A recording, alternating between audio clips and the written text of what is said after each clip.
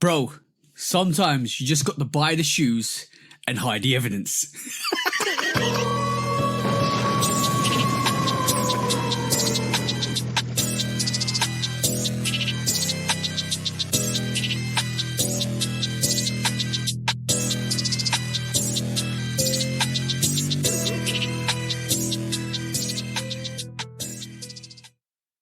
Hey, what is up, guys? Welcome back to the Shoot-Up Podcast, episode 121. This is not T-Mobile, this is not EE, this is the Shoot-Up Podcast with me and the bro, 808 Kicks ATL.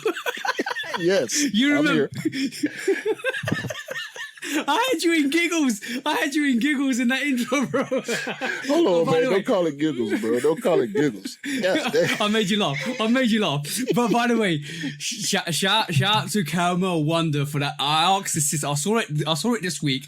And I asked her, sis, can I please use that for the intro for the podcast? She goes, you're more than welcome to. I said, thank you very much. So that was shout out to Caramel Wonder from Instagram, Caramel_Wonder. Go and check out the sis. But yeah, buy the shoes and hide the evidence. And we've all been there before we talk about that, please do like, follow, subscribe, comment, chat to us. Let's have a conversation. Let's break it down like we always do on the podcast, on the YouTube channels, on Instagram, everywhere. And we're on all the audio channels, guys, as well. You can go and find us on Google. You can find us on YouTube. You can find us on all the other platforms, Spotify, Apple, all of that stuff, guys. Go and check us out. Thank you for all the love and support, guys, as well. But that's the question we're going to start off with today.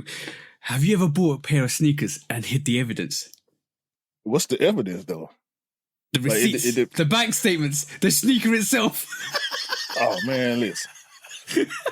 You heard my wife when she came on the pod and said she'll wait till I leave and come in here and count boxes. Yeah, so I can't hide, bro. You can't really hide when you live with your person, especially if they keep tabs on you. You know what I'm saying? Yeah. For us, for men, when you got a good woman, your woman is going to keep tabs on you, bro. Yeah. Whether you want her to or not, whether it's she trying to catch you doing something or not, she's going to keep up with what you're doing because she's just that interested in you. Yeah. You know what? We got Ring doorbell, but previously my missus used to pick up all my packages from, like, every time I'm at work, she used to pick up the packages when they get delivered to my door, and she knows the pairs, so I don't really hide evidence from her. But hold on. You work? You got a job? You don't just sit in the house all day on the internet? You actually got a job? Apparently. Okay. I was just making sure. I thought you was one of these guys that sit on the internet all day and clip up content from other people and post it on your page to try to get clout. That's what I thought. I ain't know. I was just making sure, bro. It's all right. Oh man, we will get into story. that. Bad, bro. Well, no, it's fine. We will get onto that. But yeah, my missus always when I used to go into the office, obviously I work more from home than before because of COVID. But when I used to go into the office, she used to pick up my packages. She used to like say, so you got another sneaker? And she always used to, the day or the week used to start off with, have you got any packages coming today, or have you got any packages coming this week? And I'll just give her a schedule. I got one on Monday, maybe on Wednesday, maybe on Friday, maybe Saturday. Not all sneakers. She literally classified herself as the delivery servant. I'm like, I'm not meaning to. Sorry. But like, I truly respectful to her. You know what? Hey, before we start this podcast, right, I want to say a special shout out to the missus. You guys probably don't know, but she's always in the background. She's always supportive. She tolerates a lot from me, and it only clicked with me today that she's been with me longer than she's been single. Like the fact that she's been with me for 19 years and 19 and a half years, and she has been, she lived with her nan for like a good 19 years. I met her when she was 19/20. I was 24. That's crazy, bro. Like I've been with her longer in her lifespan than her being separate. That's crazy. Yeah, especially when you take into account when is the proper time for a young person to start dating. Yeah. So let's say 15, 16 is when your parents actually allow you to have company of the opposite sex, allows you to spend time with your person, your chosen person by yourself. You know what I'm saying? You might have to leave the door open. You know, if you take into account, that's sheesh. That's crazy. Yeah. Like, I only been with my wife I'm saying only 11 years. So 19, I can only imagine how that feel. That's crazy. Well, we've been from our ups and downs. Every relationship is a work in progress. So we've been through our ups and downs. But to this day, I love her. I love her to bits, and she loves me to bits, which is crazy. We still have that real bond and attachment 19 years in, and that's what you call real, true, like companionship and love. To be honest, I respect her a lot. Shout out to y'all. You know, shout out to you having a girlfriend and a job and a life. You know what I'm saying? Shout out to them. And bro, we create this platform to talk, and we sometimes get serious, and we sometimes talk about very personal things, which is what we're here to do. But we don't hide nothing. We're not fake people out here. See what I'm saying? But basically, I have so much love and compassion and respect for her because she supported me through a lot. She supported me through my downs. She supported me through my highs and lows, my family issues, all of that, bro. Without her, I wouldn't be the person I am today, and without her, I wouldn't be doing half the things I'm doing today. So a testament to her for being there for me. So, and all you can do as a partner is give back as much as possible and give her the love and support she needs as much as possible. Bro, I think that's crucial. Having a fire significant other, it increases the probability of you being successful, dog. Like having a fire support system, like having somebody where you don't have, it don't matter what you're doing. They rocking with you, even if they don't like what you're doing, even if they think you should be doing it differently.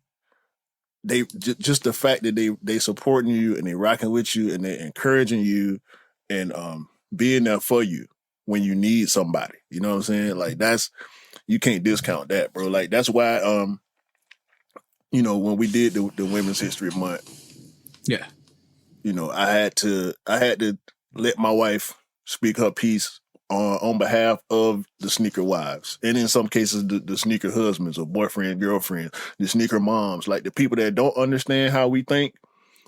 I wanted to let her get that off. You know what I'm saying?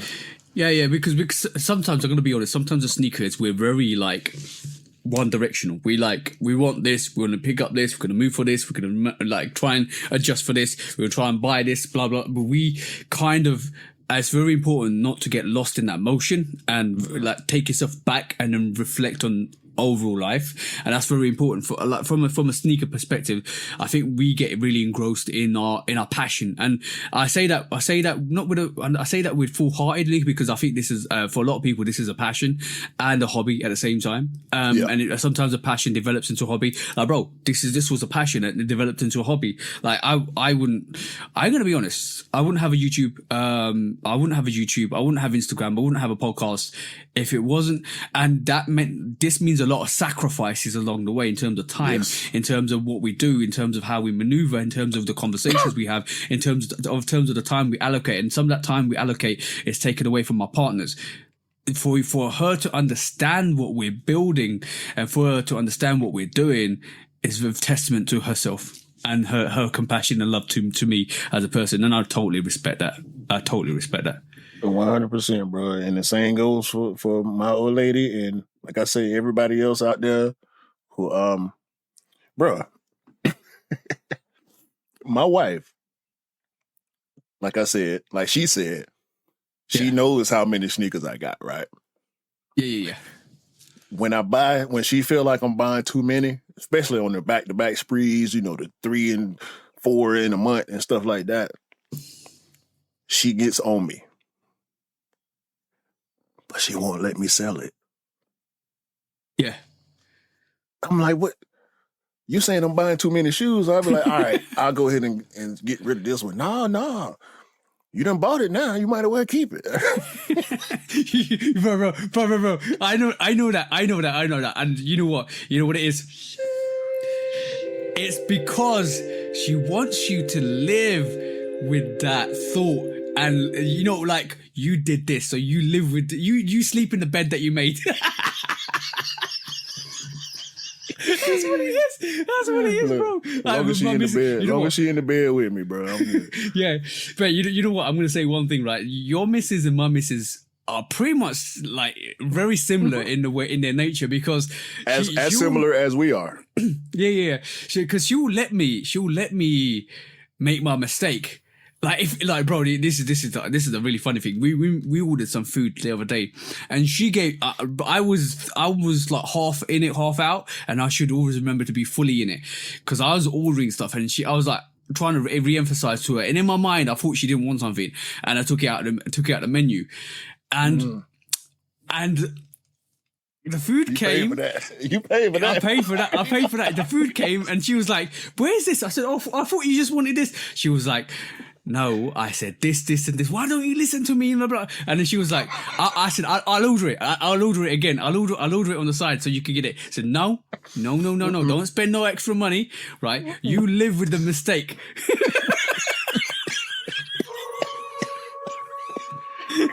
You live with the mistake, and next time you remember not to do it. Man, you ain't lying. You ain't lying, boy, because I got bad memory. Yeah. I done said that before. Like, if y'all watch the pod, y'all would be able to tell. You seen enough episodes of this podcast, you'll know Q don't be remembering shit. Like, was that last week? No, when I watch the part back sometimes, bro, I'll be watching it. I'll watch myself trying to remember something and be like, idiot, it was the such and such. Yeah. A dumb. I can't never remember while we record. But while I'm watching it back, I'd be like, look at this fool. He can't remember nothing. Look at it. It just happened the day before and he can't remember. Yo, bro, life is too busy. It comes too fast. See what I'm saying?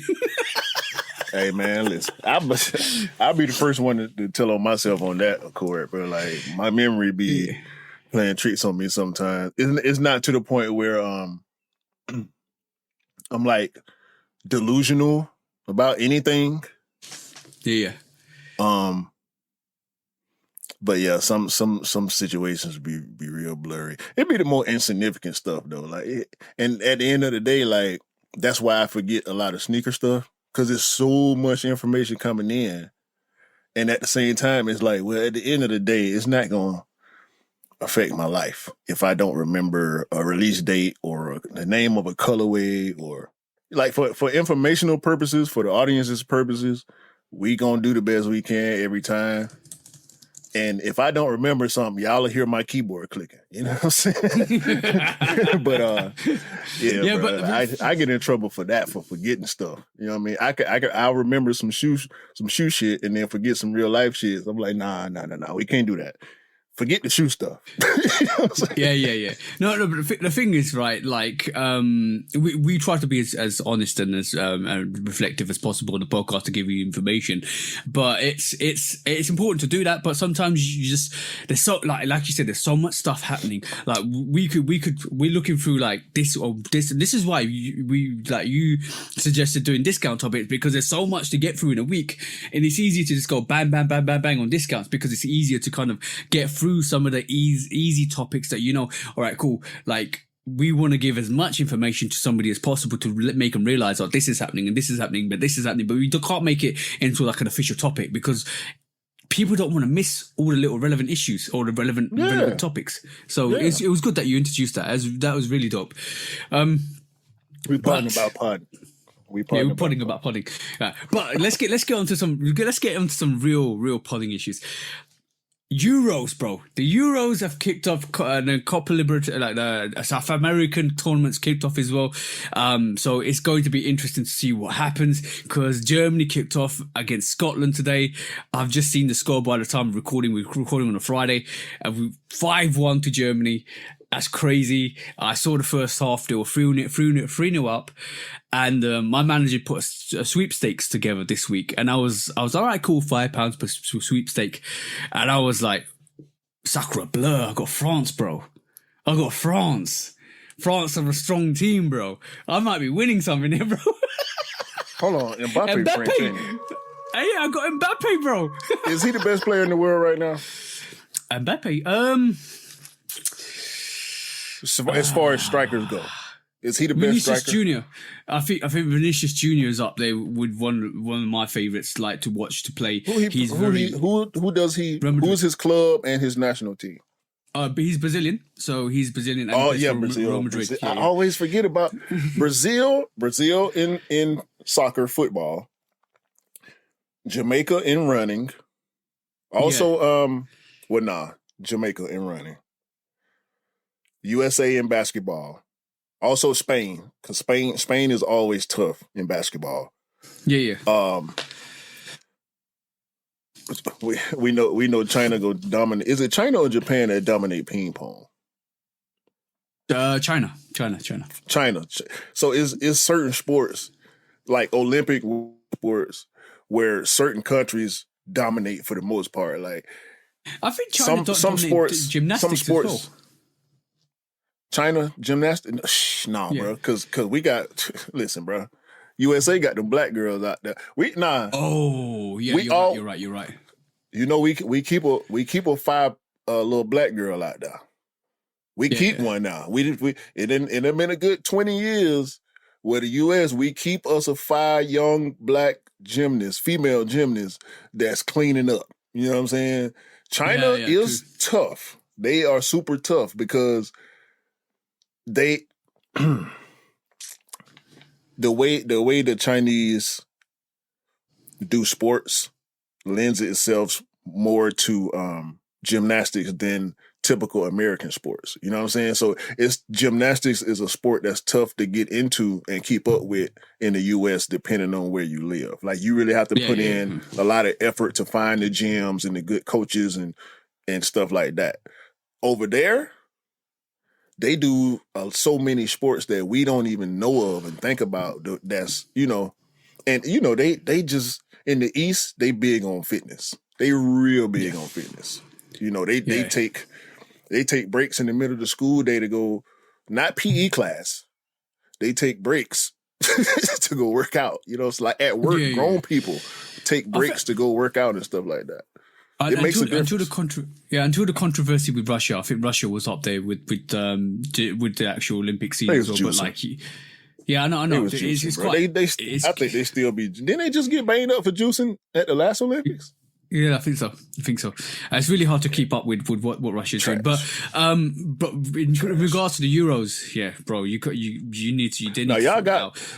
Y'all got football except for Brazil. If Brazil got a 5 team and they rolling, ain't none of the European teams a stand a chance. But as far as soccer goes, I think Europe has the most talent because y'all got the better pipelines for players to come through. I agree. Brazilian, like South American football, Argentina, Brazil are dominant, like in terms of the flair, the flair and ability. But when you look at the Euros, I think it's going to be interesting to see who wins it. Germany's the host nation. Germany's going to be really hard to beat. Every host nation for a tournament is really hard to beat in this footballing statistics. So Germany's up there. Because they're home nation, they got the home support, they got the home fans cheering them on, and it's a different. It's a totally different atmosphere. You think intimidation got anything to do with it? Yeah. It's like socially.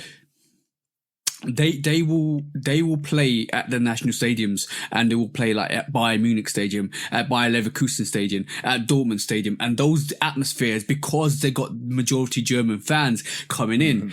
Bro, it's gonna be hard for any team. Like, it's home domination. You're playing at home. You got that home pride coming in. So it's really hard to kind of beat that narrative from the first place. But we've got Germany, we've got France, we got Spain's got a really good squad. However may you look at it, Spain's squad is fire, bro. Fire. They got some youth in there. They've got some really good players in there. Portugal's team is so good as well. So there's like already 4 teams. We talked about Germany, France, Portugal, and Spain, and then we've got underdogs. I wouldn't call them underdogs, but Holland is still a great team.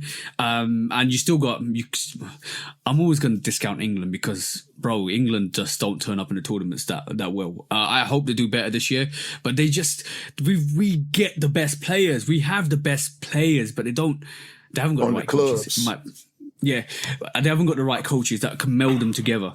They haven't got the right coaches, in my personal opinion. So it's going to be interesting to see what happens with the England team. But there are good teams out there. I drew 2 teams, Albania and France. So obviously Albania, see how they do. They might shock me. But France is my sweepstake team. It's going to be quite interesting to see how they do. Oh, you're the pretty much a fantasy tournament. Yes, yeah, pretty much. So I paid £5, which is £5, and then like the amount of people equivalated to like 2 teams per person. So I got drawn France and Albania, but France have got a good chance. They went to the World Cup final against Argentina, which Argentina won, and Mbappe scored a hat trick, which is crazy, and they still lost, which is crazy. So France are up there, bro. Yeah, last World Cup when Messi won the World Cup. Oh yeah. You're right. So I remember seeing that Messi celebration and them showing Mbappe. I can't remember what I was watching, but it showed him. He was looking so crazy. Yeah, I know. He got the golden boot. He got the golden boot. That's what it was, and he was looking real crazy. Yeah, golden boot. Think about it, bro. Going to the World Cup, getting the golden boot. Scoring a hat trick in the final and still losing. A hat trick in the championship game. Come on, bro. That don't happen. You cannot get 3 goals in one game and lose, bro. I could imagine how bad that feel, bro. I think it was on penalties now, if I recall. Yeah, but Argentina dude, like Argentina was the last chance that Messi had to cement himself as one of the GOATs, and that made me happy. Like when Messi won that World Cup, because he was already won the domestic, like the Euros, but for South America, he won that 2 years back, came back for the World Cup, and he did it, and that made me happy because that was a crowning achievement for anybody that's got doubts about his ability. That made me happy. Sometimes stories are built on a fairy tale, and that was a fairy tale for Messi. Imagine, Mbappe must be pissed, bro. Yeah, that's a real life fairy tale. Unlike some of the fairy tales these people live out here. But speaking of championships and trophies, no shout out to the Celtics. F the Celtics. Shout out to my boy Black, because that's his team. I know he happy. I saw him at work today. I heard him talking about it. I was not finna get in that conversation. I hate the Boston Celtics. He knows it. Every time I say F the Celtics to him, his reply is F you. That's how deep. Huh? Who's the Celtics? The Mavericks, yeah? Yeah, they Luka out there looking crazy. Luka Doncic, bro. Luka Doncic can't stop a paper plane, bro. Them folk, whoever gets the ball, switch off with Luka. It's like whoever got the ball, pick and roll with whoever Luka is guarding to get Luka on you, so you can just make a straight line straight to the basket, bro. Luka Doncic can't play Luka's 2K defensive rating should be 0, bro. Yeah, but like, he ain't even trying. And Kyrie Irving looking bad. I think Kyrie realizes that Luka is not doing enough, because Kyrie knows better. Yeah, he's a champion, you know what I'm saying? Albeit young when he was with LeBron, but he knows how to win. You know what I'm saying? He's done it. He wasn't the lead guy, but now that he is the lead guy and he's older and he's still 5, you can't stay in front of Kyrie Irving. I don't care who. But if you ain't feeling it, if your partner in crime over here looking suspect, it's like, you know what? It's not gonna work, bro. Because it's gonna take both of them. Because the Celtics got a complete team. Yeah, it was really funny. I read a report somewhere that was blaming Kyrie Irving for the way that things are going. It's like Kyrie's not giving enough support to Luka. Well, he don't Luka's play no being defense either, so. Yeah, Luka's getting triple tag teams constantly, and he can't play himself out. Yeah, I was interested, but you know what really interested me? I don't want to mention the guy's name, but you know what really interested me is Drake put a bet on the Mavericks, bro. And you know what happens to Yeah. Every time he bet on somebody, they lose. Facts. Even himself. Facts. Even himself. Facts. When he bet on himself in the championship, he lost. Yeah. Yeah. So that's crazy. Whoever Drake bet with, go the other way. You welcome. There you go. And this is the only reason why I mentioned his name. No more shall we mention that guy's name because obviously No. we good. But like, I was crazy when I read we that. don't talk about suckers. Yeah, but by the way, he put $500,000. I'm sorry. I retract any shout outs I issued to anybody who I don't follow on Instagram. Yeah. But by the way, suckers and he put he put $500,000. He put $500,000 on the Mavericks. I think it's $500,000. Lucian Grange ain't gonna like that, but Apple Music ain't gonna like that. What is my money, bruh? Yeah, that's crazy. Every single bet he's put on big teams like they've lost. That's great. I think did he put a bet on France in the World Cup? He done lost a whole lot of money, but he always posted too. He posts his L sometimes, which is admirable, honorable, I guess. But yeah. You gotta keep it real. You gotta keep it real. But no, that hoodie fire too. That's Keith Haring, right? Yeah, Keith Haring hoodie. There you go. That's crazy. It's a big print on the back as well. I haven't worn this since I got it, so I thought, you know what? I did a recording for this week. Don't give it away. Let's talk about that. Let's talk about this week. This week, another Jordan 3 came out, and nobody's talking about it. Nobody's talking about it. Shall I show you guys? Mm-hmm. Nobody's talking about the K54 Jordan 3. Hold on, bro. This is fire, bro. This is crazy. The leather. Look at it. Can you see the leather, bro? Look at the line. Show the lines. The lines on there. Nobody. There's the spare white laces in there. Look at the lining, bro. No, I'm tired of looking at it. That came out on the 10th of June. It literally came to me today. I was a bit like, oh, Foot Locker. It's Foot Locker. Sometimes they cancel your orders, but luckily they came through. And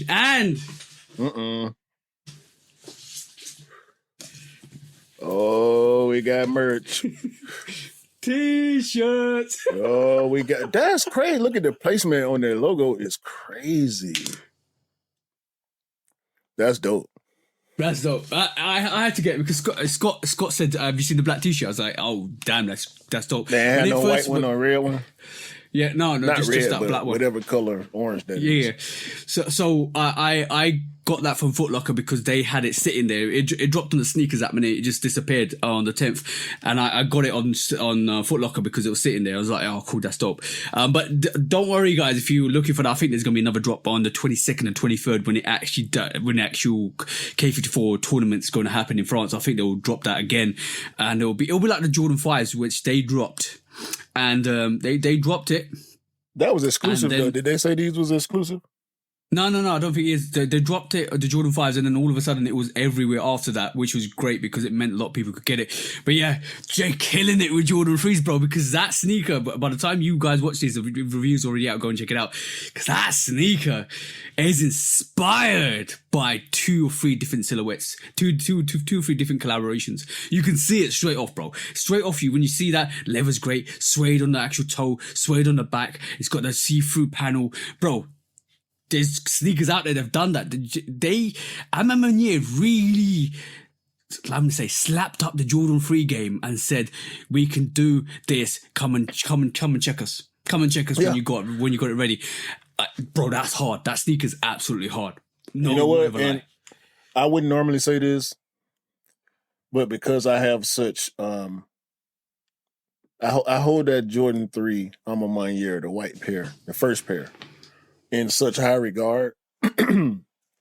If I was to have to design a Jordan 3, I would look to that for inspiration. You know what I'm saying? Not necessarily to copy it or to do anything like it, but just for inspiration, because that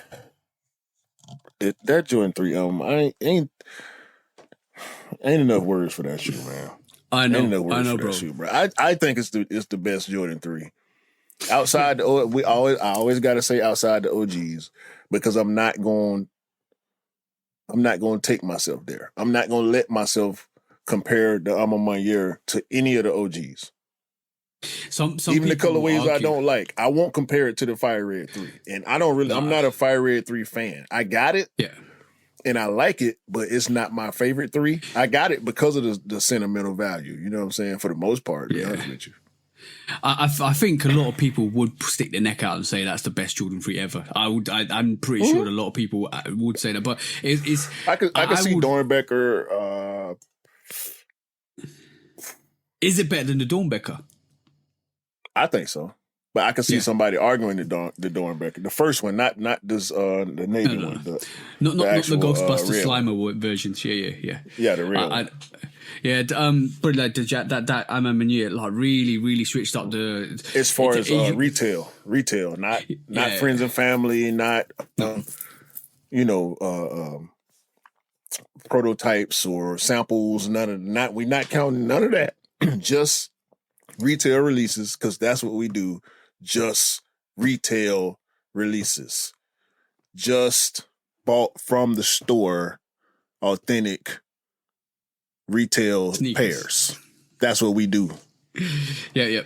No, yeah. So, but that's crazy. I mentioned this last week. The Shatterback Ball Jordan 1 did a lot for the Jordan 1 in terms of quality. The Alma Mater Jordan 3 is that variation for the Jordan 3. It does a lot for the quality, the makeup, the actual, the way it's executed, the way the collaborations and the story behind it. That is very monumental in the Jordan 3 history. And a lot of companies have not looked back since that. And they are trying to swing for that top spot, because I do believe within the collaborators, there's a competition to make the best Jordan in terms of that silhouette against other Jordan silhouettes. And against other Jordan competitors that do collaborations. That is what we need, bro. That's a must. Yeah, I'll say as far as recent times go, the Alma Mater 3, Travis. Just Travis, not no particular sneaker, but just Travis in general, and also Union in general. I would also throw Virgil into that as well. Oh, I'm stupid. Virgil. Yeah. Because if it weren't for Virgil, I know you forgot. If it weren't for Virgil, but Virgil is kind of like mentioning Jordan in a basketball conversation. Yeah. You know what I'm saying? Like you kind of don't have to say him, but you have to mention. You don't have to put him in it. If you're doing it like a list or a top or whatever, you ain't got to put him because he above all. He passed all that. You know what I mean? Especially because he ain't with us no more. I would also, and I know you don't. I know you don't want to say this. You want me to say this? I would also put Kanye in there. Yeah. As far as influence goes, yeah. Yeah. For sure. The way he took the Roshi and turned it on his head pretty much. You know what I'm saying? Yeah. He took something that was working and made it work for him. You to know, a higher you know, level. So yeah, you know, it's a good thing, and then this is where we bring hype into it, because good things always deserve good hype. And when I say good hype, I mean good hype in terms of what they've done into that. It's a timestamp what they've done in history. Like when you talk about the storytelling, the coverage, and stuff like that. Yeah. So when you look at the Yeezy 1 and 2, you can understand, and especially the Red October, you can understand why. Then when you look at the 350, and especially the variation ones, you can understand why. And the Wave Runner, you can understand why. Then you look at the Chicago Off-Whites ones, you can understand why. The Chicago, the Off-White 10s, you can understand why. Then you look at the Amamanier, the 2s as well. When you look at the Amamanier 3, you can understand why. When you look at the Travis Scott Jordan 1, you can understand why. There's reasons why those sneakers are very desired, and there's reasons why they're so hyped. And there's a reason why the price is so much for them, because that's almost claiming a timestamp in history, bro. You know what, too? I've never heard anybody mention the story of the shattered backboard colorway in talking about how much they love the sneaker. It's always the materials. Yes. It's not the fact that Jordan smashed yeah. And that's the only time he ever broke a backboard in his career. And he was wearing orange, black, and white jersey. Like, that's the reason that shoe exists. But when people talk about the shattered backboard Jordan 1 High, it's about the materials. Yeah. It's always the materials. People don't talk about the stock level. People don't talk about nothing outside of the materials. I've never heard anybody bring up the story. People don't talk about most people don't even know the story. People that got the sneaker and don't know the story. They don't know why it's called shattered backboard. Yeah, people don't understand that the fact that the insole is all, it shows a shattered glass inside. They don't the quality of the sneaker, the colorway of the sneaker, the reason why it's actually the way it is, the fact that it's kind of sat for a little while before everybody realized the quality, and then it sold out. Yo, there's a lot of storytelling behind that, but it's crazy. But before we start moving on to some of the quick strikes, I want to tell a little story about Nish, because shout out to the bro Nish. Nish, he DMing me right now, bro. Is he? I can't respond to you, Anish. We're recording, bro. But by the way, Anish basically sent a sneaker off to eBay because he doubled up on the Teenage Mutant Ninja Turtles, and he kind of didn't want a pair because he thought, let me just get rid of it on eBay. So he sent the sneaker off to eBay, and you know it comes in this plastic wrap.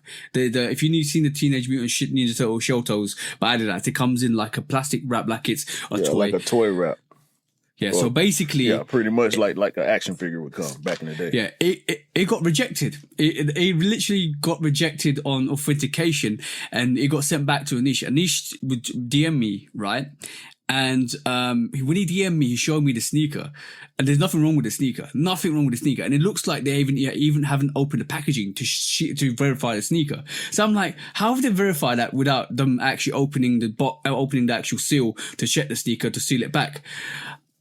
It's crazy because I'm going to read it from my phone, because some of the reasons why it was returned was the shoe condition is more worn than it stated, showing within the listing. So basically they said it's been worn. The shoe condition is not new as stated in the listing. The shoe shows cracking, crumbling. The shoe shows signs of sole separation. The shoe is discolored. The shoe has an odor, which they haven't even opened it up to check, bro. And they said it smells like smoke. The manufacturer has a defect. Smell like smoke. Yeah, they said there's a defect in the sneaker, which is listed as a B grade, which it doesn't. The shoe seems like it's been repainted or altered. The shoe marking scuffs and scratches. It's basically saying it's got scuffs and scratches on it. The shoe has a deflated air unit. But the shell toes don't have a visible air unit. Adidas ain't got air in it. Yeah, so those, bro, I'm reading off my phone. Those are the conditions that they gave Anish. And Anish is like, they haven't even opened it. They have not even opened it. He showed me the outsole. It's all clean. There's nothing wrong with it. There's no separation. There's no cracking. It's exactly like it was, because he's not opened it, because he's doubled up on it, and he was going to either keep one. It was in two minds. He was either going to keep one or keep two, or keep one and sell one if he didn't need it. That's why he went into it, because he was going to get the master splinters, blah this, blah that. And he literally said, all right, let me sell this for retail on eBay because I just want my money back, because it's too late to give it back to where he bought it from. Yeah. Bro, eBay didn't even open the sneaker to check it. What do you say? How do you, bro? I'm dumbfounded for words. There's like 1, 2, 3, 4, 5, 6, 7, 8, 9, 10 excuses. Your soul's crumbling. It's been repainted. It's been worn, bro. It's not been worn. I can tell you. I will show you pictures that Anisha sent me. It's not even touched the ground. Do y'all have an eBay hub there? I think so. So that's where they went? Yeah, I think no. You mean they got sent to an eBay hub to verify before it got shipped over. I don't know what the guy was smoking. I don't know what he was doing. I don't know who the verifier was. It got rejected. I have a funny, sneaky suspicion that they didn't want to open the packaging and deal with the repercussions when they sent it to the buyer and told him that we had to open your packaging to actually check the sneakers. We just talked about this last week. Yeah, with T-Rex. Yeah, with the Goat and T-Rex. What is it with these what was it with these resale sites that they just don't want to touch sneakers that are sealed away? It's ruining the integrity of the packaging. And that's part of the thrill of the hunt and the W, getting the W. Yeah. Is to be able to enjoy the packaging also. If that's what you're into, I mean, I know that's what we into. Like, I can't, bro. The feeling of yes, you know what I'm saying, like that rush of adrenaline, that sometimes even goosebumps, depending on how much you love the sneaker. You know what I'm saying? Like, I want that's the same thing when the skate shops do their gatekeeping shit and they make you crush the box and you gonna make me crush my rainbow Nike SB box? You gonna make me crush my purple box, my cream box, my diamond box? Like, bro, the K54-3 is the best box to come out this year. Look at that. What sneaker has better packaging than that then came out thus far? Maybe the Amaminius Jordan 3, because that box, if that sneaker's real, that ain't came out crazy. Yet. Yeah, I know it hasn't come out yet, but that box looks crazy. People. But for some people, yeah. Right, but yeah, Anisha, what I'd advise you to do is go to one of the eBay events. Either go to, you could probably go to SneakerCon, maybe personally.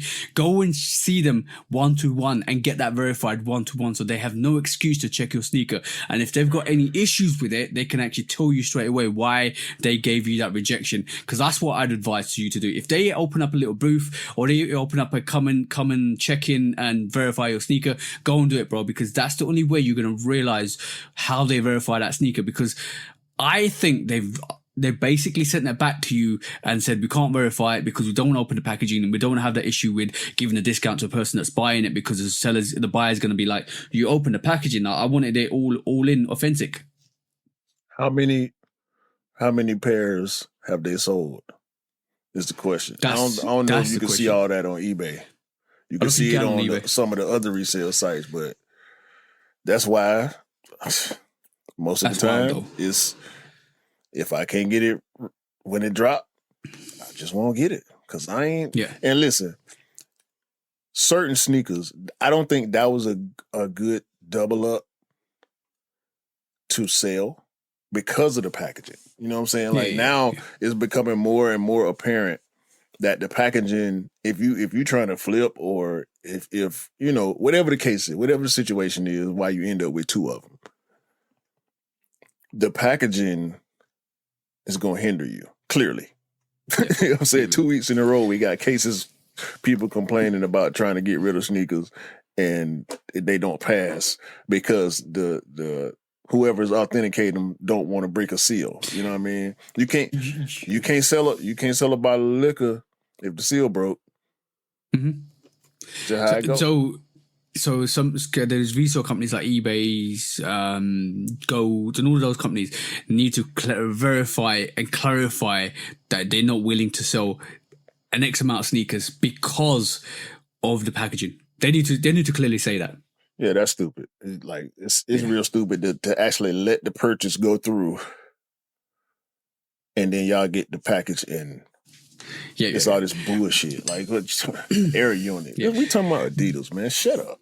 Air unit, bro. Air unit. Oh, by the way, I've got a nice little presentation for you guys. All of you guys that like your fake sneakers, like your UAs, love to buy your UAs. Bro, pull up the video, bro. It's time we pull up the video. This is this is for you guys. I have a special tribute for you guys because you deserve the sneakers on this list. Come on, bro. Let's get it. Абибас или Хайк? Абибас. Абибас или Туна? Абибас. Абибас или Under Arms? Under Arms. Under Arms или Capo? Under Arms. Under Arms или Huge Mountain? The Huge Mountain. Huge Mountain. Huge Mountain или Corks? Huge Mountain. Huge Mountain или Converse? Converse. Converse или Birkenstick? Converse. Converse или Candy Kinvin? Candy Kinvin. Candy Kinvin или Tony Hilfiger? Candy Kinvin. Candy Kinvin или Holocaust? Candy Kinvin. Candy Kinvin или Juan? One sauce. Yo, for the UAs out there, you deserve these pairs. You need to get this new style fashion. This is the names that you should be going after. Yo, it's a Holocaust. And the two alligators fighting.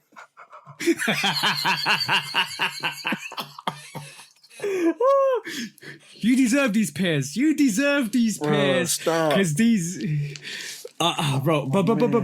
I told you we were gonna do this, right?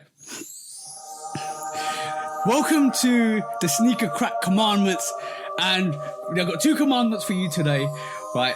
And first one is, thou shalt not sell fakes. And the second sneaker crack commandment is, thou shalt not wear fakes and claim them to be real sneakers. Now you've been condemned to the sneaker church, pretty much. No. They scared to walk in sneaker church. They're gonna catch fire soon as they walk up in there too. Fire, straight fire. You flames. behemoth. You behemoth. You know what though? You know what? I appreciate your suggestion, but I don't even think they deserve the Abibas or the underarms. You know what they need? Gas station action. $24.99 footwear. That's what y'all need. You all of the guys out there that claim UAs to be real sneakers, and if somebody questions you to say, "Oh, I like your sneakers. Where'd you get them from?" "Oh, from the retail shop." Nah, your retail shop can't be the gas station, guys. Your retail shop can't be the gas station, guys. Your retail shop can't be the flea market, guys. Your retail shop needs to be some of the official retailers. And guys, I can tell you this right this moment in time. I keep all my receipts. So you can come at me and ask me, where'd you get that from? I'll produce that receipt for you guys.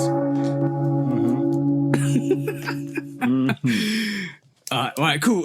No, not cool.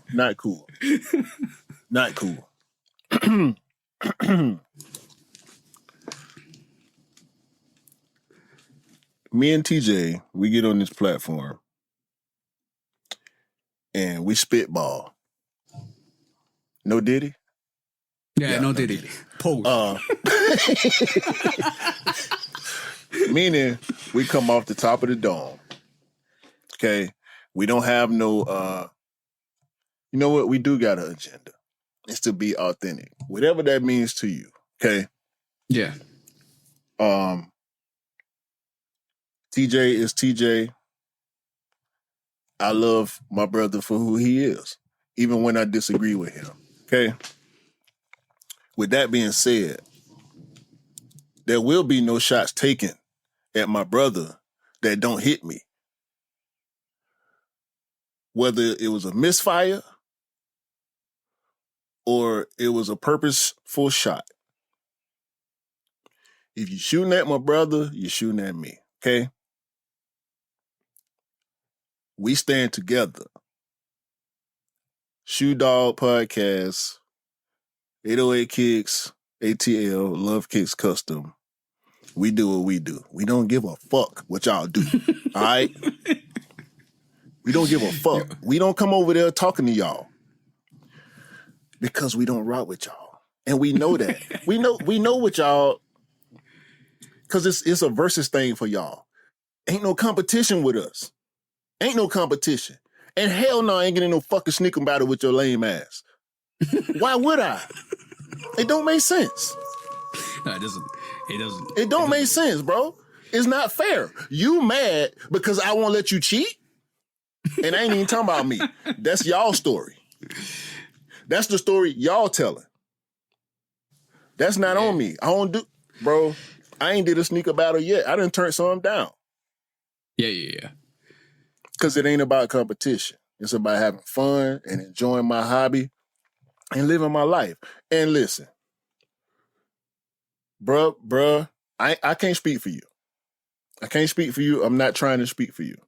Yeah, no worries, But bro. I know the statement that you made that got clipped up and used for other purposes was taken out of context for whatever reason. It was taken out of context. And it was used, in my opinion, to antagonize you, which in turn antagonizes me. Because like I said, you ain't shooting at my brother and not shooting at me. It's the same thing. And that go for whoever. Yeah. All right. But y'all, it won't be no name calling. It won't be no following. Unsubscribe, unfollow, whatever. Do what you got to fucking do. Cause we don't need none of that. You know what I'm talking about? Yeah, that ain't what we here for. We ain't asking for it. And it's not gonna be tolerated, bro. Yeah. It's not. But we better than that. Oh, bro, I told you. You decide what that means. We better than that. Bro, and I'm gonna keep taking my fucking shots for the rest of this episode. With y'all lame ass. Oh, bro. All I'm gonna say is, we, me and you had a conversation for probably like a good 20 minutes. I said, bro, I'm not bothered. There's no gas on my shoulders, bro. I don't go to gas stations for sneakers. 1000%. Listen to the man when he's telling the truth. There you go, bro. All right, now let's move on to the educated part of this show.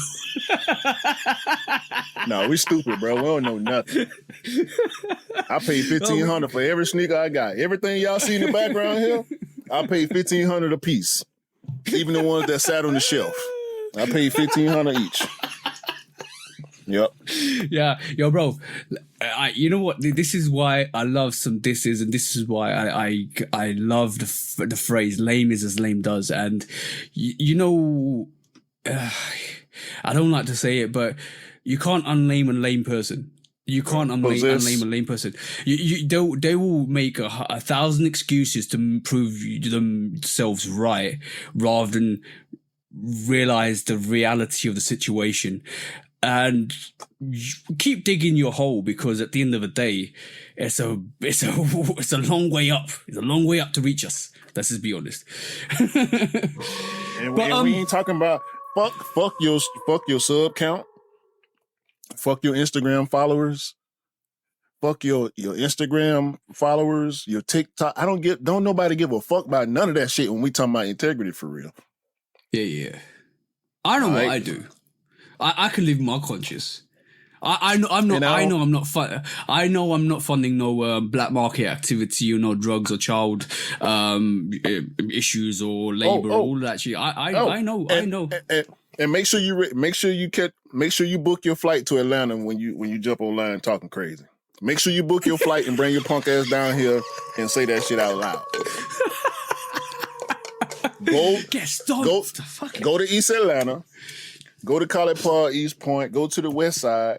Come to Decatur. Go to Lithonia, Stonecrest, Covington, Conyers. Go anywhere. Go to Fayetteville. Go to Forest Park. and say that bullshit and see what happens. See what happens. And the community will do it to you too while you fronting. Talking about Pride Month. Fuck wrong with these folk, man. Hey, all right. We're giving enough attention to lame people. But yeah, moving on to our first quick strike, bro. Let's do it. So basically, this week we have Nike. It goes really well with what we just discussed. Nike's taking down all of UA's favorite websites to buy these UA fake sneakers, and it's great to hear because some of these UA guys probably will have to buy real legit pairs from the retailers and struggle like we do because at the end of the day, no. We don't struggle. No, we don't struggle. We move.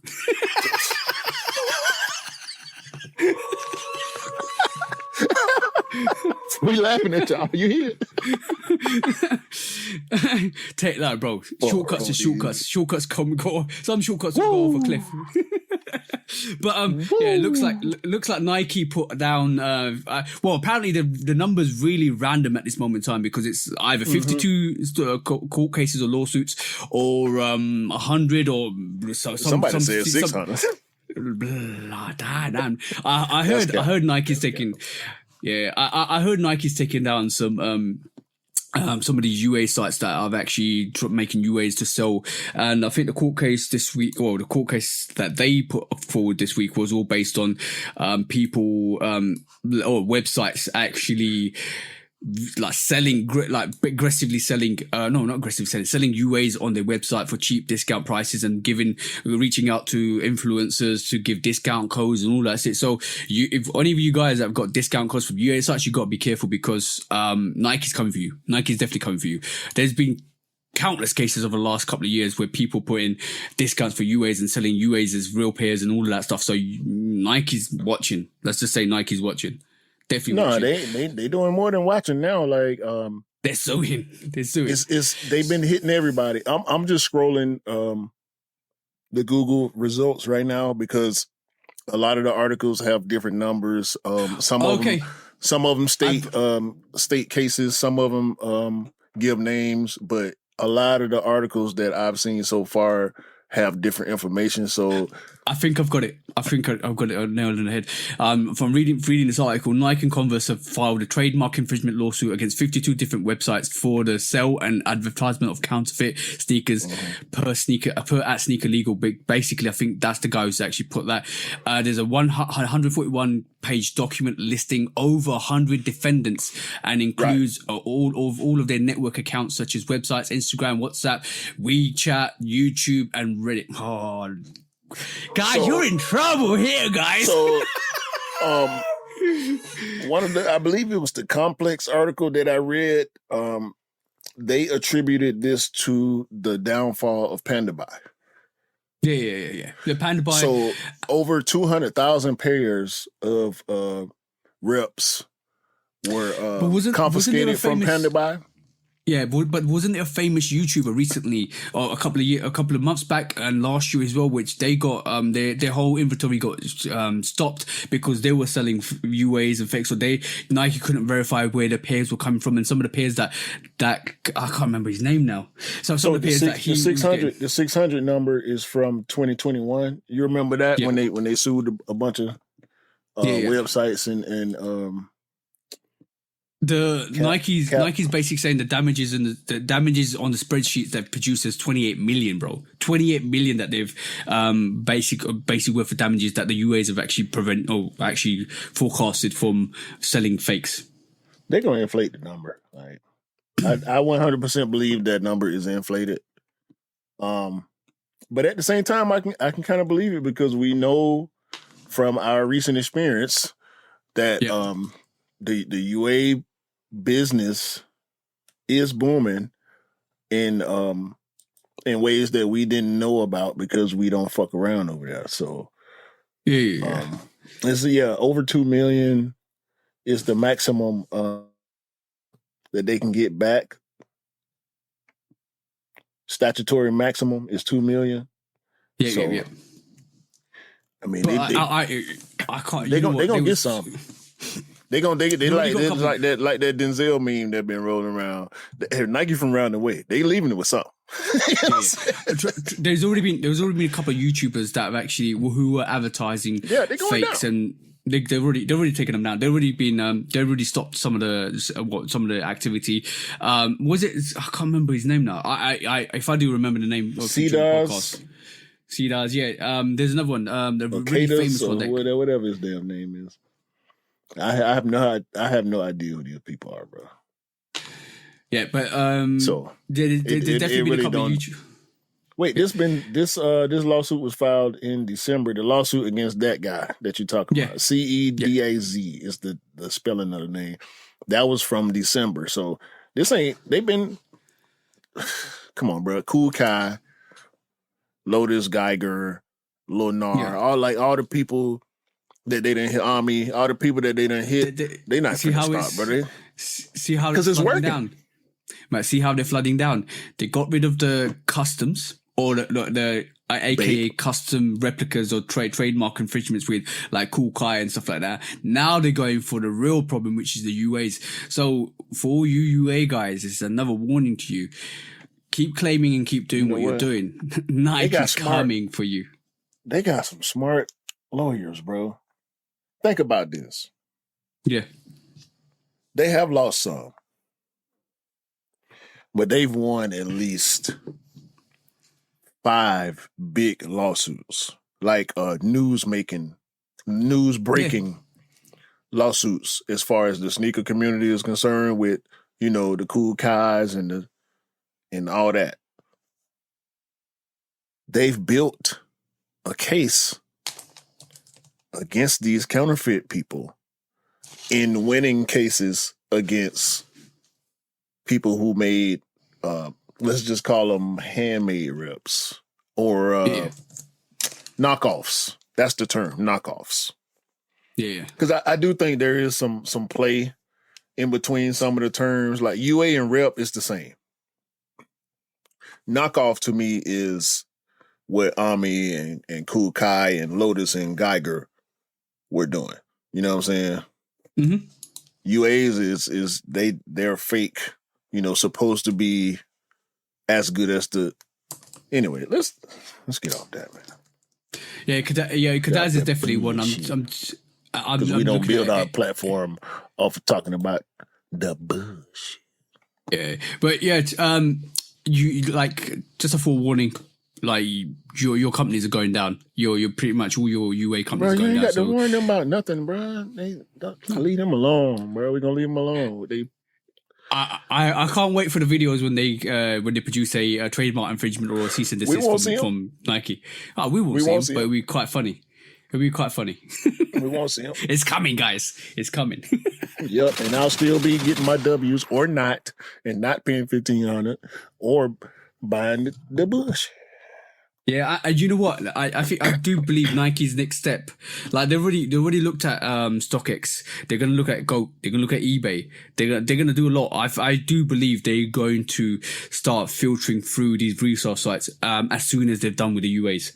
Trust me, bro. That's the next step for Nike. They're gonna do that. We've already seen it last year. Like they bought loads of pairs of from StockX because of somebody had a disagreement with StockX, but I think a reseller bought loads of pairs from StockX, realized some of them were fake, reached out to Nike. Nike went and bought loads of pairs, and including the pairs that the reseller brought. They checked them. They realized that StockX is pumping through UAs. It's only a matter of time. And off the back of that, StockX actually changed their verification system by claiming, no, it's not 100%. It was like, we verify, and that it's up to you to verify. Dragging too. That's been dragging a lot. We need to figure out what's up with that, because I ain't heard nothing about it. It could be over with, and they just didn't put no statements out. I think Nike's casting a big web for anything on their products, and they starting to close narrow the net to actually find that big fish, and that big fish is the UA reps, platforms that sell UA reps, reselling platforms that sell UA reps, and the big YouTubers that give out these. I think YouTubers. They use the word influencer. So that's the one. That means the whole social media landscape. No matter how, it is TikTok, Twitter, like influencer is just a person that has a lot of pull on social media in general. It don't matter the platform. So they trust me. We know. Come on, bro. It's our favorite brand. We know how they move. Yeah. Even even when we don't like it, we have to admit we know how they move. They going after everything they can go after to try to shut it down to make it better for them. The less reps on the street, the more people have to buy real pairs from the store that are now sitting partly because of the rep market. You're not finna tell me that all these people, because I speak about it all the time. When the bubble burst, meaning the COVID bans all went on and people left the resale market. They left the resale hype on pairs that they wanted for themselves. And then stuff started going to the shelf. These people still want to be fresh. They over there too. I know some of them over there. Some of them, when they came during COVID, they found out about that side and went over there. Can I ask you? Because a lot of them, they wear the reps and they come over here and buy the retail and flip that.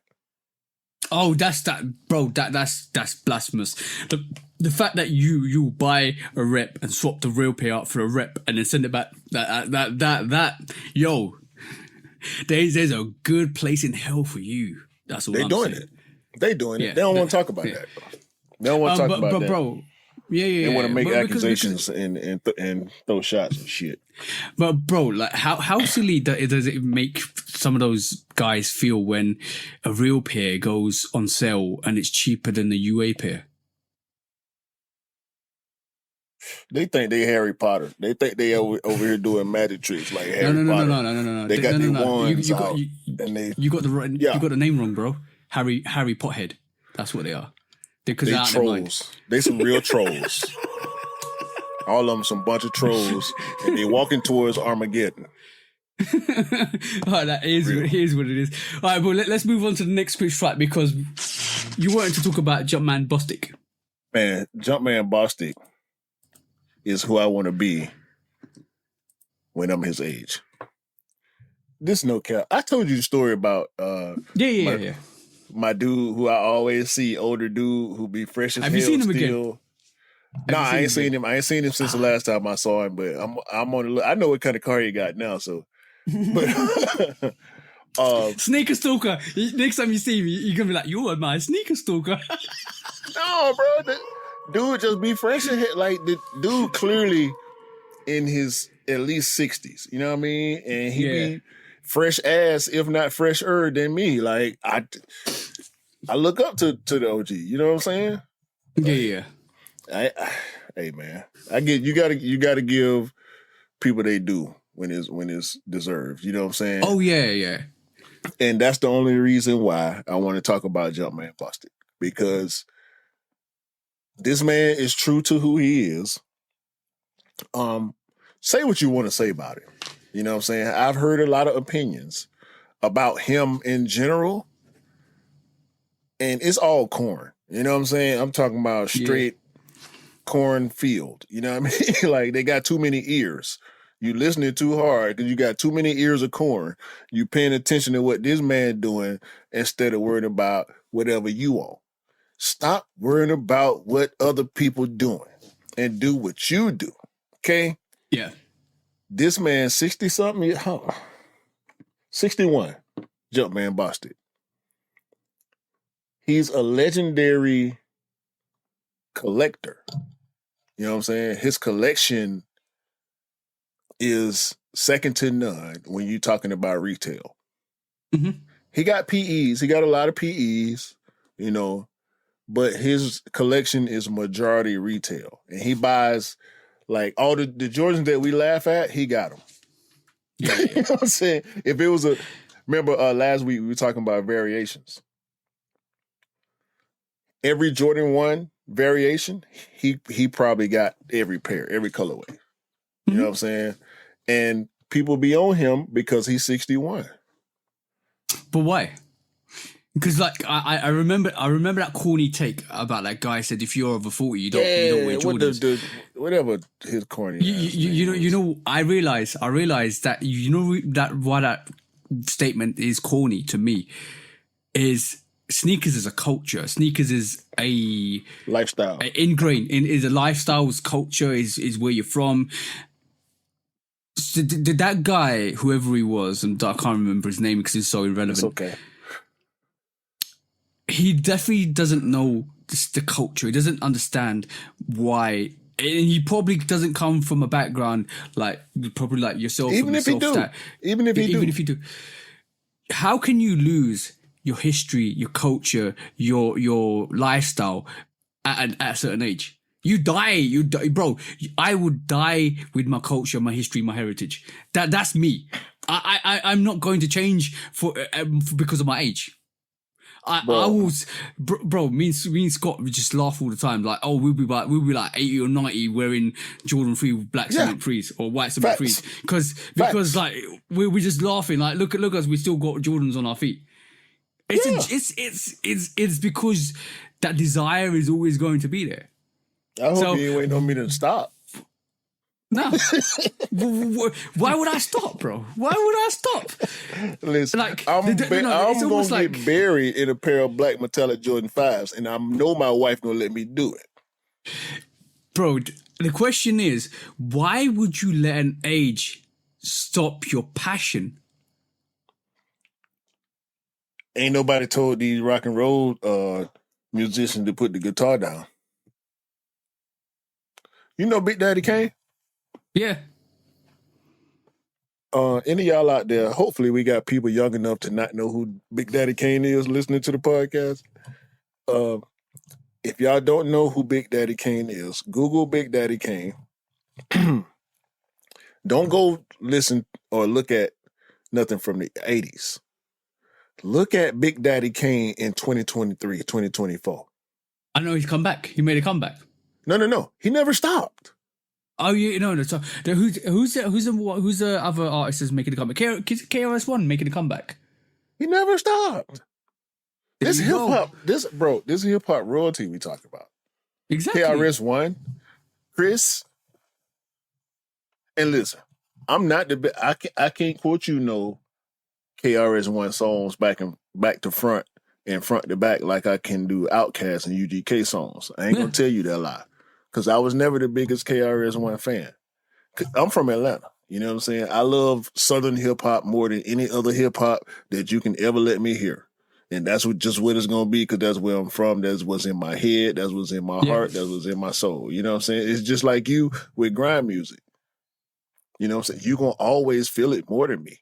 Even if I like it, I will never like it the same way that you do because the rhyme scheme, you understand? Yeah. It's the experience that goes with it. You know what I'm saying? That's why in hip hop we talk a lot about people that don't live a hip hop life. Yeah. Just like sneakers, the sneaker culture is a lifestyle. Although not, I wouldn't say the sneaker culture is depending on the person. Well, no, I can't make no difference. I can't say it's not different, but hip hop is indeed a lifestyle. You know what I'm saying? Yeah. It's different from just some music you like. Nah. I feel like with like this is why I can't relate to some of the guys that buy non-real sneakers. I'm going to call them non-real sneakers because I have the conversation with you, Anish, Scott, Dell. Dell's just picked up another Sketch Air Max Cam, 1, Cam. Daniel, we were like, Mars. Yeah. We're having that conversation. What's your next pickup? Wait, like, have you checked this? Look at this raffle. I'm going to go to the shop tomorrow. I'm going to do this. Bro. Exactly. And even Jenny, like, I'm going to do this. I'm going to do that. Oh, okay, cool. Yeah. You need a sneaker? Oh, come on. I'll go to the shop to check this. I'll queue up in the morning. Go. Bro, exactly. It is all about, you know what? Yeah, Bristol, Big Fresh. keep saying names because like 90% of the hustle is all about the grind, and that makes a story because it's easy to sit here and go onto a website and order a sneaker and sit on your fat ass and just say, yeah, I got a sneaker. It's harder to do it in real life. It's harder to go out there. And, oh man, you ain't got enough. No. You ain't got enough. Oh man, take this. Take this. You got enough? Is that help you? Take that, huh? You take bro, like we've become so proficient with it that we network and have those conversations and we hustle for each other. It ain't about buying nothing. No. I have more satisfaction buying stuff for people that want it and getting them the sneakers they want. That's what I'm talking about. Clip this. My partner buys probably 30 to 40% of the sneakers that he pay for don't go to him, and the price don't go up when it goes to the person who asked for it. Clip that. Why do I want to profit off somebody else's joy? I don't understand. Scott was struggling with the lens. Just send the discount code. Yeah, we were talking about Jumpman Bostic, man. Shout out to Jumpman. Shout out to Jumpman Bostic. We're just gonna close that quick strike. We're gonna close that quick strike. Go ahead. Number. Age is just a number. Make sure it doesn't stop your passion. Make sure it doesn't be 80 and still be a 10-year-old. That's all I'm saying. Right. Hold on, bro. Hold on. Let me do this right quick.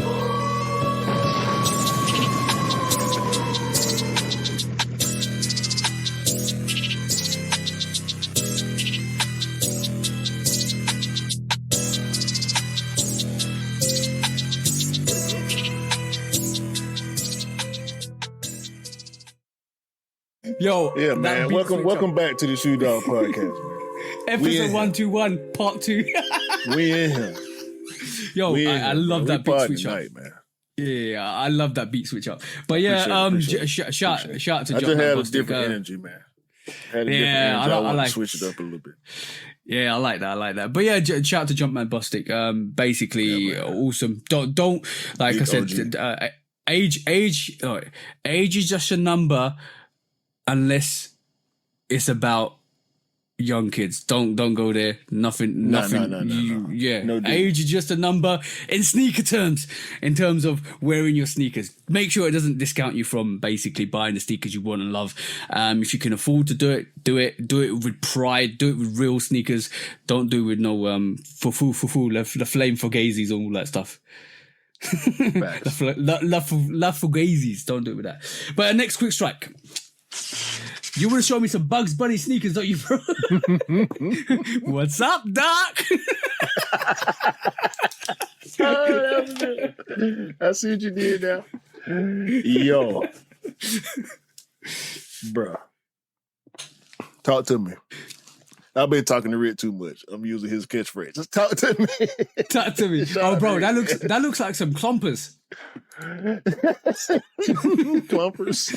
Yo, bro, has he got the Bugs Bunny little feet on the outside as well? Yes, sir. These are What's Up Shocks. BBIMP. Yeah, that's the name of it. Well, is it? It sounds like Baby I Need These. Oh no. No, you do not. Please believe. Nobody need these. What we really need is Elmer Fudd there just to put a shotgun next to it and just blow it out. Right. You got the scrap over there? You got the Elmer Fudd scrap? What you mean this toy one? Facts. That's what I'm talking. Exactly what I'm talking about. There you go. No, bro. This is once again the top-down view is even worse, bruh. Once again, what? Who did this? Tell me who did this. Daffy Duck.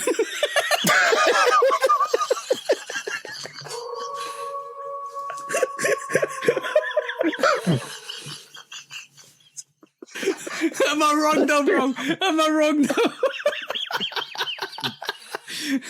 No, Oh man, the no. Wascally Wabbit. The Wascally Wabbit did it. The rascally rabbit. Look. No, keep looking. Keep looking. No, look at the walk-up view now. Good now. Why is Come it? on, Why does it dog. look like a you like a banana shaped sneaker? Yo, is that carrot bottom? Marshmallows. Huh? Is that carrot bottom? Carrot bottom jeans. Carrot.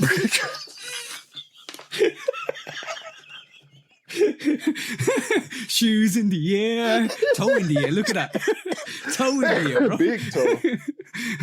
Oh man, big toe action, bro. Let me get this off the screen, bro. We done laughed enough. That's all I want. I ain't had nothing to say. I ain't had nothing serious to say about this. Yo. I knew we was going to go in at some point, so I would have had something funny, just something funny, Yo. regular funny for us to do our thing too. You know what I mean? It's all good. Yo, do you know what that looks like? That looks like if Daffy Duck and Porky Pig came back to Bugs Bunny with a Yes. banana-looking carrot sneaker, and there's like, you know, you could wear the carrot costume with these sneakers, and you're perfect. Elmer Fudd will not get you. It looks like a disguise, bro. bro.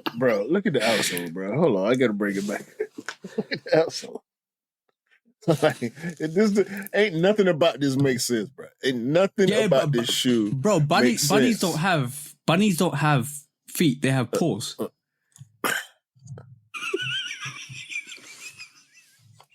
That's quick strike. Why is there a skeletal system on the outsole, bro? What kind of traction? That's What why. kind of traction? What kind of traction you gonna get with that, though, bro? No. I got a better idea. Cut the feet pattern, right, and have like Flintstone sneakers. You can do a collaboration. BBIMP with Bugs Bunny and the Flintstones. You're stupid. This ain't even a collab, though. This ain't even a collab. Who is BBIMP? It's inspired by Bugs Bunny. Okay, Bugs Bunny. Okay. It's inspired by funny. Bugs Bunny. I don't know who BB. Hold on, let me see if I can. We have to get the facts right, though. All right, yeah. We're gonna see. Let me see. Let me go to the website. We're gonna go to the website. Here we go. Old-order.com. Okay. They got Do you want me some to sneakers. do you want me to say what this look like? Nah, we know what it looks like, and if you guys have been watching us, we always big up this company. But yeah, like it's another derivative of our well loved company that we always rave about. I think it's they biting off a few plates. Yo, what did we say about the Simpsons sneaker, bro? The Assassins. Yeah. Fox is coming for you, but Bugs Bunny is coming for you with that sneaker. That's all I'm saying. Like, have you got the rights for it for one to actually do a Bugs Bunny sneaker? They used the slogan. Let me go back to the homepage because they used the slogan. What's up, Doc? Bugs Bunny sneaker available now. Oh my! Yeah. Okay, next quick strike. Next quick strike. Let's go into the next quick strike. All right, cool. Are we going to talk about SBs? I think that's next. Yeah. SB4s. It looks like we are going to get a numerous amount of variations of SB4s. We've already got the pine greens. It looks like we're going to get a blue variation, a navy blue variation, and we're going to get a varsity red variation of the SB4s. It looks like there's a delay since the pine greens came out last year. Because I would have expected more SBs to kind of drop this year, and it hasn't been, because even though the anniversary of the fall was last year, I think, and this year's It's been kind of heavy though. It's been kind of heavy. Yeah, it's been heavy. Outside of the before, first few months. Well, Yeah. really January. Outside of January, it's been kind of heavy this year. But originally, when the Pine Green Force came out, we were expecting that. We were expecting the triple black variation. We were expecting the red variation. That was a wear test sample. Yeah, there was a weird test sample, but there was a lot of rumors circulating behind that. Then all of a sudden, when the Pine Green Force came out, it literally just got canned. Like all the people that the SB guys were like, there's no more SBs coming. There's no SB4s coming. And it seemed like it got delayed, but now we're seeing more pictures. Now we're seeing more of a like rumor, not confirmation, that we might be getting like a blue and a vastly red variation of the actual SB4. Imagine the pine green Jordan 4 SBs, but remove the green and take it to a navy blue and then take it to a red. That's the two variations we're seeing. It looks like they're generically keeping that. What apparently that's all just rumors at the moment. They're keeping that just white upper and replacing the colors, just like they did with the airships, with the GR airships. Bang, bang, bang, bang, just dropping them. I'm with that. It's too easy. It's an easy win, very easy win. Yeah, it's low hanging fruit. Because we going for it. You going for it, right? Yeah, of course. The mock up with the red instead of the green. I'm going for it.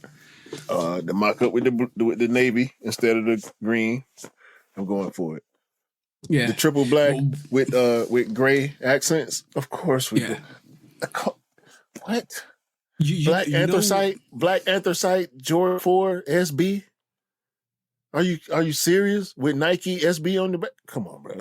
That's gonna be sneaker of whatever year it come out. Yeah, guaranteed. Well, you know what is really funny? This year's gonna be the variation of the threes. All the threes gonna be up in somewhere in the top 10. A lot of these threes. Next year's gonna be all of these fours. Just fours and fours. Supposed to be getting white cements. We're supposed to be getting white cement fours are coming back out next year. Bro, we haven't even talked about the. Have we got the? No, we got the Fair 4s. We're gonna get the Fair 5s next year. Hopefully, that's gonna be another one to look at. Nope, nobody cares. Except for the real 5 guys, bro. 2 words. Go on. 2 words. Black metallic. Are you happy with the fact that they put like reflective 3M on the lining?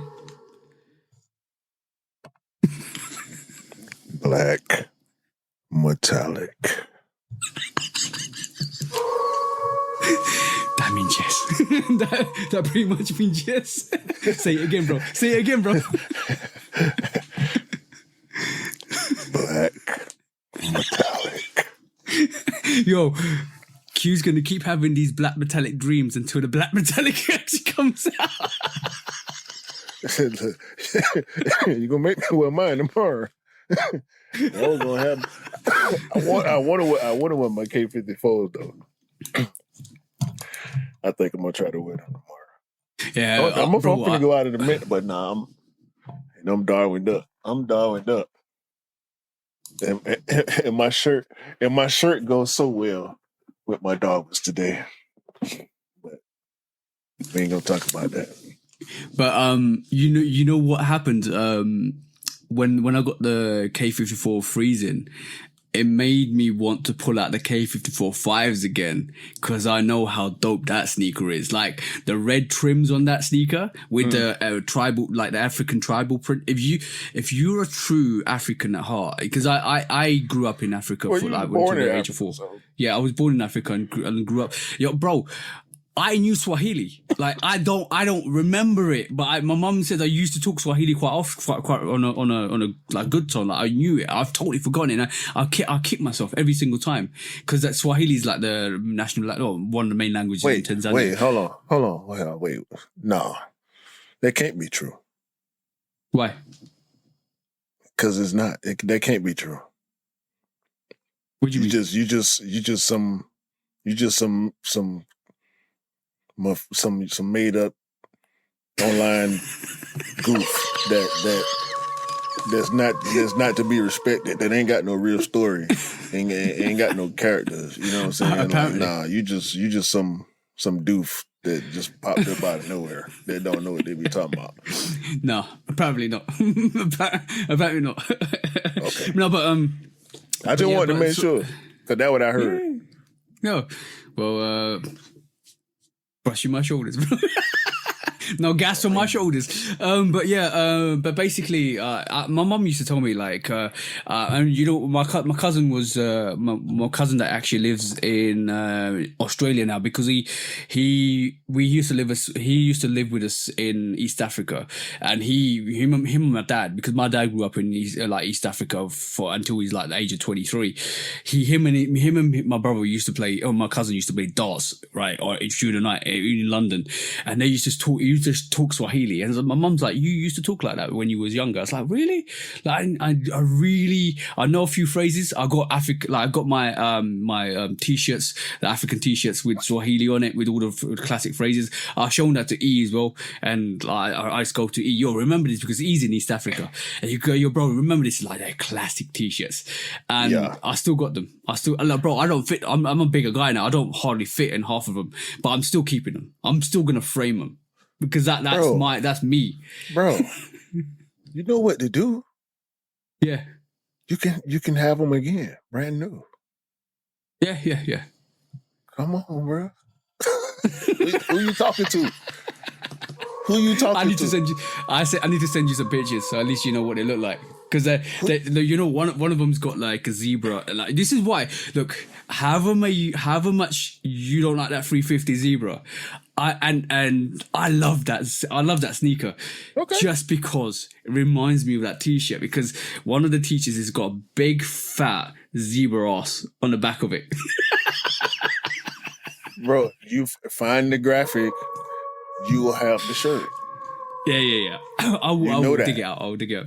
You know that. Come on, bro. Yeah, who they playing with? I will get you the graphics because that's a. I ain't got to call nobody or DM nobody. Nah, we do this. And by the way, go and check out the merch on. Guys, what was that website again, bro? Because it's linked in the description. TeePublic. There you go, bro. There you go. Mine's on route. Mine's definitely on route. And I'm stretching it too. You see it. You see the bounce back. Ain't no danger. Oh, it's got elastin in it then. All right, cool. No if you know, you know. If you know, you know. There you go. Repping the Shoe Dog merch. Don't worry about it. Video coming soon. Link in I got some crew necks coming and all that, man. Yeah. If y'all right. Yeah, for sure. Next quick strike, bro. You know, Samsung produced 6 phones. Right, this is, by the way, this story comes from Manish as well because he showed me. He does a lot for a podcast. He might need to be our producer one day. Samsung's basically made 6 sneakers, and basically they help you control your Samsung phone. Apparently, so they've made these prototypes. Let me just try to pull this up. They made these prototypes, and this is the Samsung Ultra Limited Edition sneaker that controls your smartphone wherever you're working from. So Samsung have surprised us by introducing a new hands-free way to interact with a smartphone. The shortcut sneaker, as noted by Sam Mobile, allows you to perform all kinds of phone actions without actually touching the device. Instead, you just move your feet in a certain way and the phone will spring to life. Bro.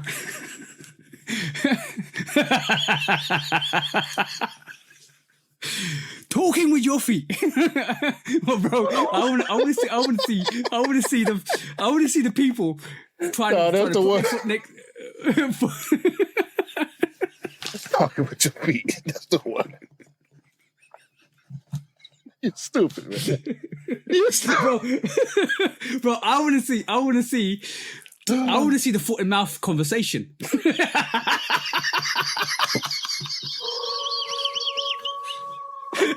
That's how you really put your foot in your mouth, bro. Imagine you bring it to life with the speakers on your foot. You gotta raise your foot. You gotta raise your foot to your face to talk. What do you call those people that actually got very good limbo flexibility? I can't remember them. No, they gonna be out here like Fabo buzzing them up. Barbara! Joe, turn it up! You know, if this is, I'm gonna say the 6 sneakers, they're super limited. I'm fascinated. You know what? You, hey guys, I want to see this on your feet. Control your phone. I'm gonna get these. Here you talking about? Have you got a Samsung, bro? Yeah. Don't do that eye shit, man. I'll let y'all have that eye shit. I'm good. Bro, I've been Samsung since my first smartphone, and I'm gonna stay Samsung. I'm Samsung and I'm PC. I ain't doing no Mac computer. Nah. I'm not doing no iPhone. Period. Bro, I tell you what, this week's been a funny week for sneakers. We got Matter of fact, too, real quick, iPhone, dude, like the lawsuits and stuff. Apple is they got new leadership too over there at Apple. Yeah. And they said, you know what, the hell with it. We just gonna conform.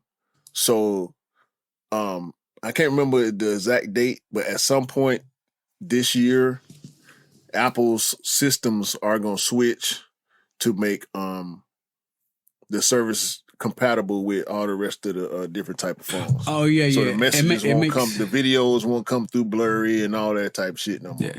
It's good though, because basically it just means Apple are now making their system more easier to access for everybody. But yeah, you can actually play emulators. You know what? Like this year, Mrs. was like, "You want to play the old games?" Yeah. Apple allowed you to download emulators. I know Androids can do it. I know Androids already could do it. But first time I've seen Apple to give leeway and stuff like this, they allowed you to download emulators for you to allow you to play some of those classic games. I'm actually playing GTA China from my iPhone.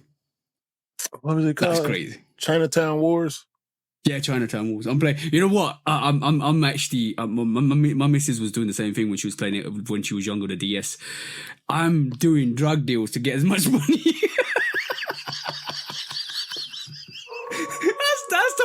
That's the flex on China Wars. That is the flex on. Forget the storyline. What you're doing is when that meth or that coke or that weed goes for like, oh, and we're trying to get rid of it, we got too much, you go buy that, you store it, and when somebody wants, oh, we need this, we got loads of money, you sell it. You're tripling your money, bro. Mm-hmm. Yeah, that's the flex, bro. Don't do it in real life, do it in a game. It's dope. It's dope, bro. Don't do it in real life, do it in the game. Yeah, it's dope. It's fun. Because you know you want to buy all of those houses. You want to buy all of those properties, ducking from the cops. Yo, bro, it's a fun game. Look, you know what's really funny? I went from like 100 grand to like 350 grand in like a 2-hour session. That was crazy. That game's crazy. Yeah, but yeah, and iPhone's starting to conform a bit, which is great for everybody. Yeah. But hey, that was our quick strikes. It was a fun variation of quick strikes this week. The Samson foot your mouth sneaker, the Bugs Bunny Daffy Duck Porky Pig sneaker. You put out butter folks in there. They just put bugs in there. But at the same time, it was a black. If it was gray, I would have went. You know what I mean? But why make it black if it's supposed to be a Bugs Bunny sneaker? Make it gray. Bugs Bunny ain't got no black on his legs. Like what the the thing is with the Bugs Bunny sneaker, it should have been gray and furry. Yeah, if it was a movie, if the Bugs Bunny sneaker was a movie, it would have producers Porky Pig, co-producer Daffy Duck, and bomb expert Elmer Fudd, because he's gonna blow that sneaker out of. Looney, they can't do nothing. Looney Tunes, they need to leave Looney Tunes alone.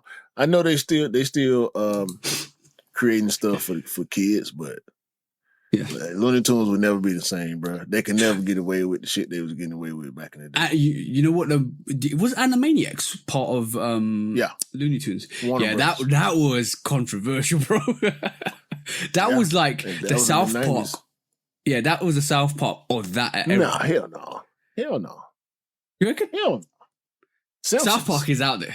Simpsons. Animaniacs that was that one episode where they was on there drinking. That was it. Oh yeah. But South Park have been that button pusher for quite a while. They do not care. South Park, Family Guy, like all the adult stuff. Like Animaniacs was a kids show. That's why that controversy was so big. Like people still not people, but like, I watch a lot of YouTube sometimes, and you'll find certain like entertainment outlets that'll talk about that still to this day. Yeah. I'm gonna. Have you ever gone and watched a cartoon as an adult? Yeah. And looked at it funny? Yeah. Because you're like, all the time. When I was younger, I didn't realize that. Bro, I can remember loving Transformers since I can remember watching cartoons. Yeah. Like, that was the one out of all the stuff in the 90s, the He-Mans and the whatever came on TV. Transformers was always at the top of the list for me. Transformers, then G.I. Joe, then a lot of the other shit. Because G.I. Joe, it was, I don't want to say more relatable, but it was the lessons. G.I. Joe, they would say the same shit that adults would tell you in real life. You know what I'm saying? Yeah. Whereas like Transformers, giant robots that turn into cars and planes and shit. Like, that's just the coolest shit on the planet to a fucking 9-year-old. Yeah. You know what I mean? So have you ever like gone on to? I went back because on YouTube, Hasbro, because Hasbro still owns Transformers. On the Hasbro YouTube channel, they'll do marathons. Okay. So they'll like start some from of the first stuff. episode and run all the way through the season and then play another, you know what I mean? And they'll just go back to back to back for days, like for a week straight. They'll just be, it might be perpetual. Oh no. I think it'll pop up on my timeline, on my YouTube timeline every now and then. Bob Ross too. Bob Ross channel is like that too, where they got a marathon going and you can just turn it on live and watch episodes of Bob Ross. Shout out to Bob Ross too. RP Jerry West, man. The logo. Oh yeah. Shout out to the logo, man. I know, yeah. I saw that this week. That was sad. That was really sad. Yeah. I mean, he was old enough, so it's cool.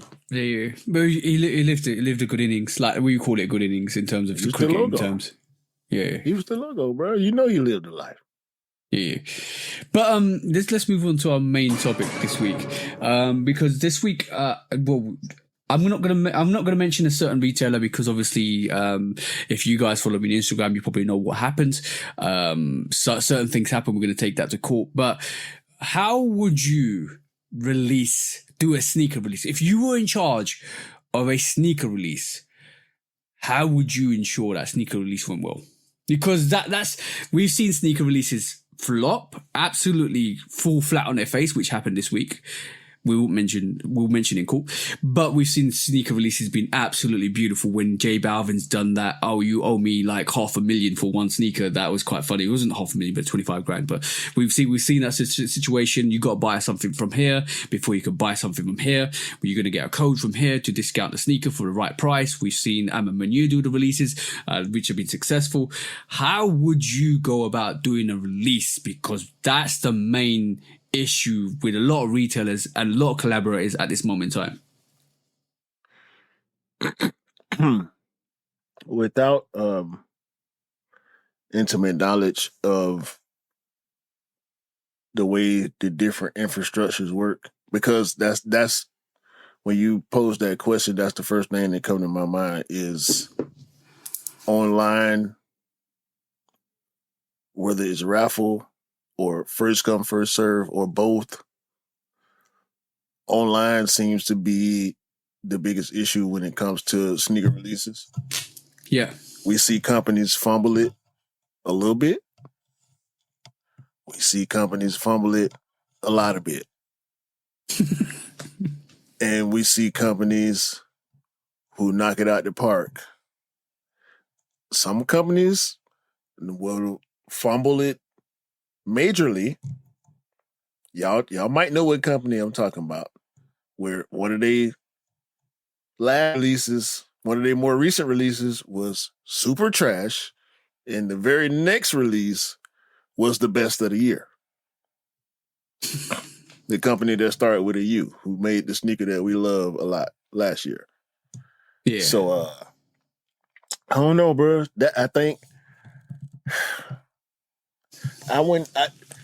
the splits. It's the splits with respect to the social status situation and the backdoor accusations and the reselling accusations that came down on them last year. Mm-hmm. After James Whitner come out and say, I spend this much money on bot protection. You know what I'm saying? So it's like, what's the split? How much am I making for real?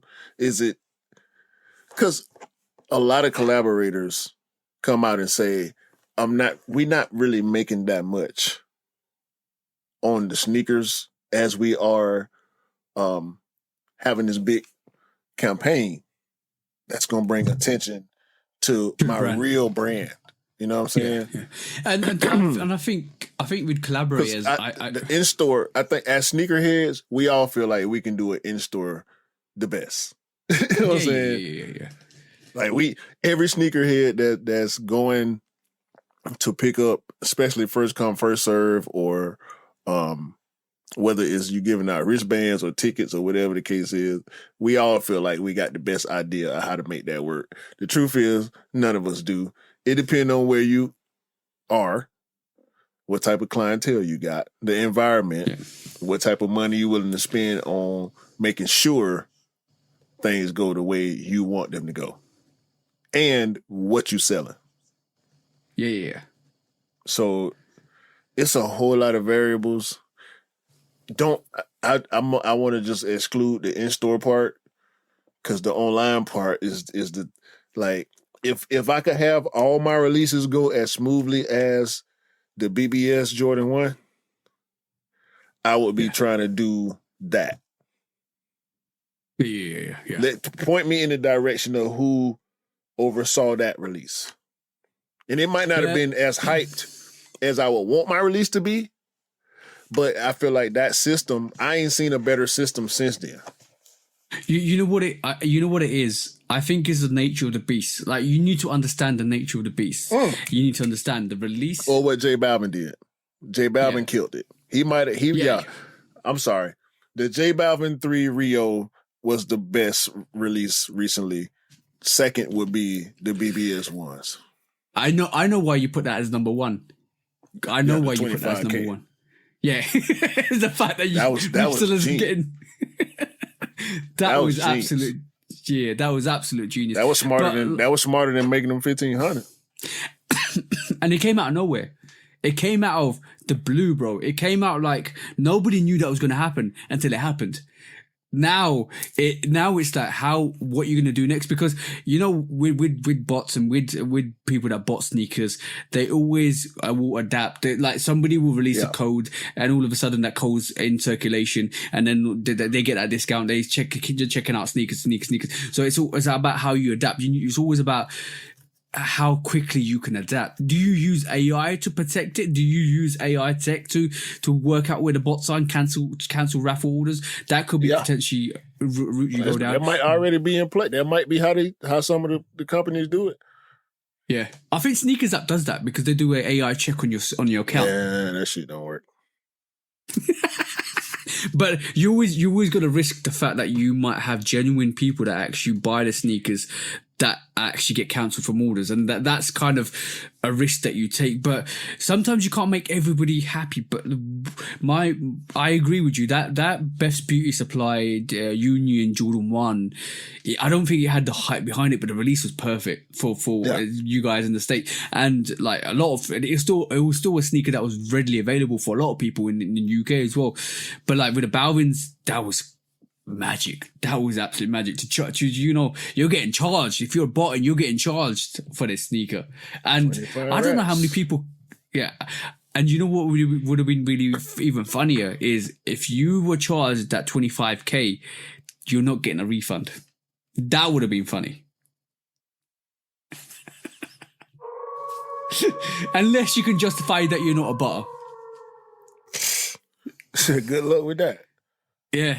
25. Oh no, they might be able to, but like if I feel like it's stupid to try to bot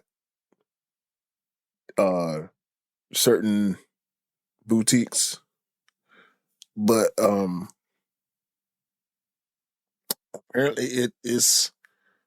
If nothing else, it's gonna disrupt the release. Yeah. So either way, it's bad for us. Even sometimes in some cases when it don't work, if they don't do it in the right way, if it don't work, it's gonna disrupt the release. So it still end up looking like a negative to the community. Yeah, and So that's the only goal. Once you, hopefully, you got something that the people want, right? That's the bottom line, is to have something that the people want. Then you figure out how to get it to the people the best way without looking crazy. Yeah. There is, I believe, however you may do a release, you need to have that. You need to be fair and consistent. However you do the release, you need to be fair and consistent. And if you have messed up, and people are disgruntled that you messed up, you need to open that conversation with those people to say, honestly, we got this release wrong. And we hold our hands up. Not go and block them from messaging your system and trolling because you just want that positive light. Because you're not being fair and consistent. Because there is, we're going to talk about this in the court case. There is circumstances where people have messed up and they've reached out and they said, "We're really sorry. This release actually went really badly. And we will learn from this and move forward." And people have respected that. And they've realized, and because most of these boutiques really, really, really want to get their sneakers into the right hands for the people that want to wear them. Because from a boutique's angle, they want you to have these sneakers to wear because it represents the company, it represents the collaboration, it represents the sneaker. They don't want these botters to have these and stock them for 5 years and all of a sudden 5 years later they're out there.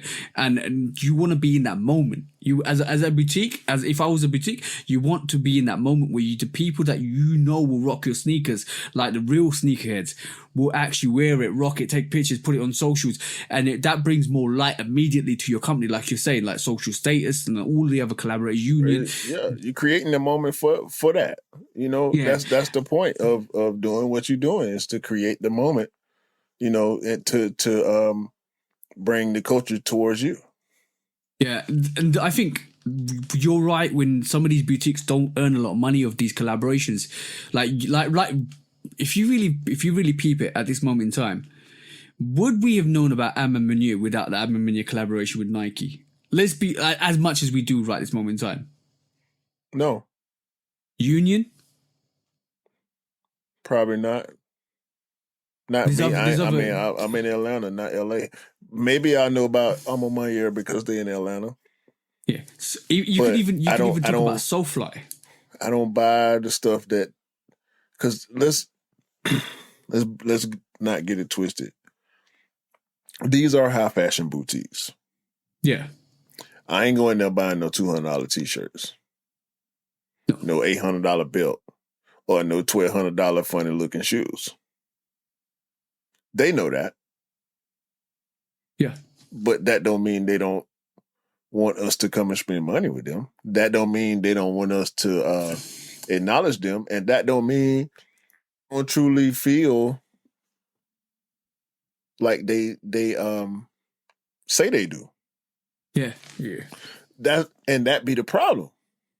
For us is when we think you ain't who you say you are. And that's when it's like, all right, nope, done with that. Yeah. You know what I'm saying? And you're trying to avoid that at all costs. You know what I'm saying? Whether it's spending the most money or the right amount of money to get the right tech to stop the bots, or the in-store process, everything need to go good.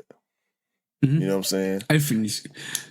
Everything need to go good. Like It's not gonna always go good. You're gonna have situations, you know what I'm saying? All the brands have situations. You know, look at Clint, what he did with the 95s. Like, it wasn't pretty.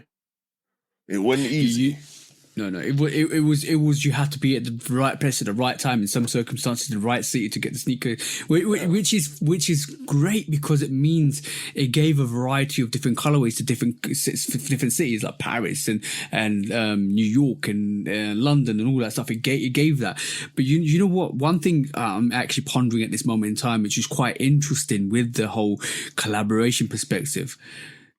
Like, I don't know if you feel the same way, but doesn't it feel like I'd rather have a Meunier or a Union or a Cortez or a Clot or some of these, like, even I wouldn't say Y3, but Y3's got their range with Adidas. Like, if you're into that, you'd get that because it's even though it's a higher price, it's still a sneaker that is manufactured from a designer.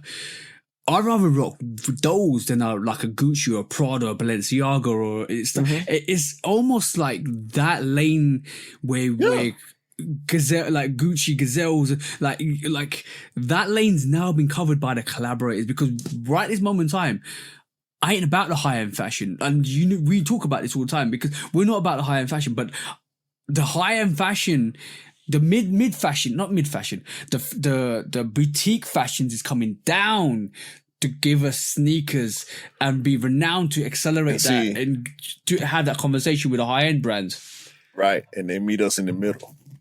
Yep, because they give us sneakers for the right price. Yeah, like okay, I'm on my year Letterman jacket. It's going to be somewhere between $1,000 and $600, right? Yeah. But the t-shirt that go with the shoes is going to be $50. You know, the hoodie that go with the shoes, it'll be $20. You know what I mean? Yeah. Like, you could, that's reasonable. You know what I'm saying? Like, it's hot because Meunier is, it's not the highest of fashion brands because they don't reach like a lot of the high fashion. We know who we talking about. When I say reaching, we know who we talking about. They not those type. But they like elevated streetwear, you know, so like the Palms Angels and the V-Lones and the like how BBC and Bape and, you know. Palace. Even Palace. Right. Supreme. Stone you can Island. Put Supreme up. Supreme. You can definitely put Supreme, yeah. Right. Supreme got $80 button-up shirts. Like, you know, that's the same as going to Macy's and buying Polo. Like, Polo is high fashion to people in the street. Yeah. Like I'm looking culture, at the hip hop culture. That's you know what I mean. That's where we at with it. But the thing is, some of these boutiques, like even I'm looking at the Maison Chateau Rogues, like that when they released the twos, the twos is fire. I'm you know what? That's a fire sneaker. Ain't nobody talking about them or wearing them no more. And exactly. no trade played me out my pair. But those you ain't heard nothing about No Trade since then. So that release was not good. But like even with like the Maison Chateau Rogue, the Varsity jacket was crazy price to get that, and the Varsity jacket was dope to be honest. Yeah, but that was a crazy price. But the sneakers were relatively our range. Like the price on that was the retail price for a normal Jordan. Right, like 220, 225 or something like that. Exactly. Like with that sneaker as well, like if you look at regional boutiques, Self Life, you look at so good, you look at Titan 22, you look at I'm talking about the Jordan airships the video that recently done. Those are now becoming, we know that company does a collaboration with Jordan brand. We know because it's these boutiques that are getting the reputation by doing, and this is why it's always shining light on those boutiques when they do collaborations with Nike and Jordan, because we don't need to talk about Prada and Balenciaga, Gucci. We're talking about Meunier, Union, Maison Chateau. We're talking about the boutiques, bro. That's what matters to us. Yeah. Palace, Supreme. We're always constantly talking about that. It's great. So like 100% agree, but the you have to.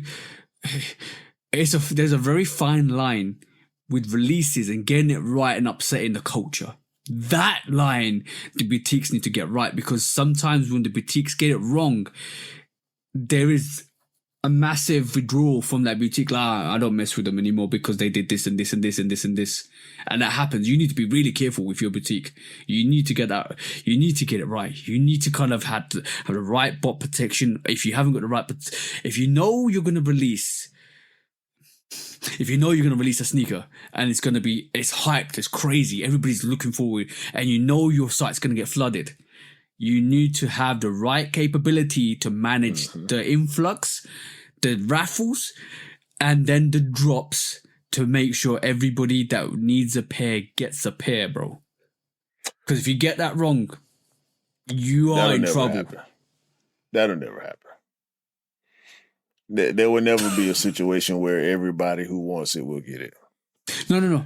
That's just majority of the people that want it actually are able to get it. That won't happen. If you're doing what you need to do, that won't happen. They're not going to let it happen. For whatever reason, they're not going to let it happen. That's why we just stress you do your due diligence. And at the end of the day, taking the L, you're going to get in your feelings. I get in my feelings when I take a L. But 5 minutes go by, and don't let me be sitting in my studio when I take the L. I just start looking at my other sneakers and be like, yeah. These harder. I got stuff, a lot of stuff harder than those anyway already. You know what I'm saying? Plus, I ain't even had no fit ready for those. Like, I probably wasn't gonna wear them. I was probably gonna end up selling them anyway. It'll be all right. But if you do take an L, customer service. There's a saying in retail. I don't know if it's changed over the years, but when back in the day, there's a saying in retail where customers are always right. You need to pander to your. I know. Then half the time they're wrong. Half the time they talk absolute crap. But but you need to have that customer relationship. You need to have that open and honest discussion. And I think that's where some of the boutiques don't get it right. You like, if you know that you've messed up or that the release has gone absolutely pear-shaped, like some apple bottom jeans, you need to make sure that, you reach out to your customers and, basically like have that open discussion with them and say, look, I know we messed up. I know you didn't get the sneaker. We're trying harder, but you need to open that narrative up. You can't just close the door, slam the door and say, release done. I don't care what you guys got to say, because there's going to be a lot of angry people. You don't want to fuel the flames by throwing more fuel into the flames. You want to take a step back, see what people got to say, even though it might be massively negative and all the bad words that come out. People are in their feelings. You got to understand that, and you have to be open and honest with that and have that discussion. Because I think that's where a lot of boutiques, a lot of collaborations fall on it flat on their face when people just say, "No, it's over, fine, go away." Because then it's like, you don't really care about us. That's what comes across. Yeah, and you also have to understand, no matter what you say, there's always going to be that influx of negativity that's going to come. It's going to always come, no matter what you're doing. If there's popularity involved, there will always be negativity involved. So you got to be prepared for that. Also, when you make a mistake that's clear to everybody, like you said, be truthful, be honest, as honest as you can be without doing further damage. Yeah. And just keep it moving. And the other thing we're going to add to that is whoever your collaborator is, they are actually watching how this collaboration goes and how you handle it. And that's the key factor, because if you don't do the right things, if you disgruntle the community, then the repercussions won't only be with the community, it will be with the collaborators, because they're like, well, you messed up here. You could have done this and this and this better. But and it comes down to that. You might not never look. When the light is shining on you, it's for you to perform as well as you can. Yeah. And if you don't, that light will be taken away. Mm-hmm. It's as simple as that. Every time, bro. Every time. Sometimes you can get it back, but it's tough once you stumble. It's tough to get it back. There has been a case where we've seen a collaboration and the release hasn't been that great, and Nike Jordan brand have retracted them for a couple like I can think the most famous thing was Travis Scott and Utopia. I think they had to do that on purpose because of what happened at a concert when the limelight was taken away from Travis, but because they cooled down, and you know what, Travis in the background did a lot of things to help to have those discussions, to be open and honest with people. So like, it was public relations. That was public relations 101. Well, it's funny because we about to go into the best part of the show in a second, but we got two situations. Yeah. Because on 1 year we finna see next month. The last release, it didn't go well at all. On top What of one? the 5s. It went okay for me. Me too. Yeah. But not so many other people. But this is the thing, though. This is the thing. You know what? That was a bit of a 50-50 when we know what happened after that. See what I'm saying? We know what happened after that, and all of a sudden, What happened after was bad. Yeah, it got quiet. Let's see how quiet it's gonna be now next month. Yeah, because it's still been quiet. We got 95s coming, 2 pairs, and we got black 3s coming, and we've seen 4s. Oh yeah. So yeah, we're gonna see what happens. The situation that we're finna talk about in a second. This is new for this brand. Yeah, but it's really interesting because the 5s were easier to get because we always talk about Jordan 5s not as having as much hype behind them, but people still wanted them. I'm telling you from the US perspective, when I wear my black 5s, I get dirty looks. Really? Yes. And dirty comments. Like what? You get them, bruh, why you ain't get them for me and all that. Man, I told y'all, when that black 5 hit the scene, when the official images hit the scene, do not ask any questions about that sneaker. I told y'all, bruh, y'all think I be lying. I don't hit. You know, guys, you got to remember, we're sneakerheads and we're selfish as well as helping other people.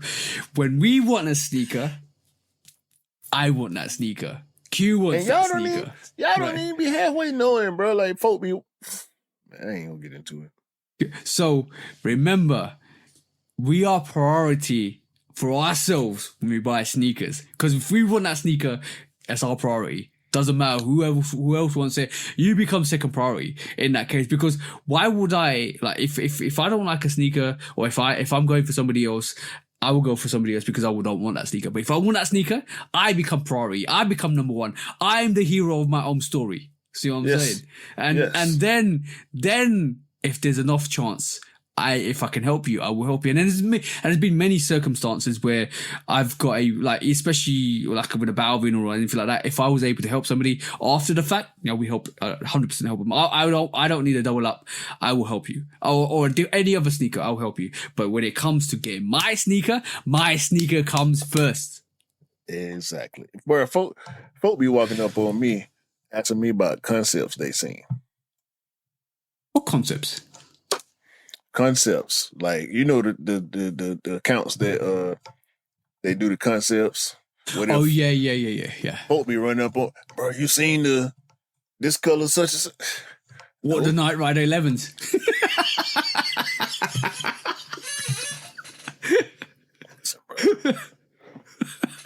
Night Rider 11s. You know, man. I seriously want to see if they got Kit's voice in the sneaker. Like the Michael Jackson, like the he 11s.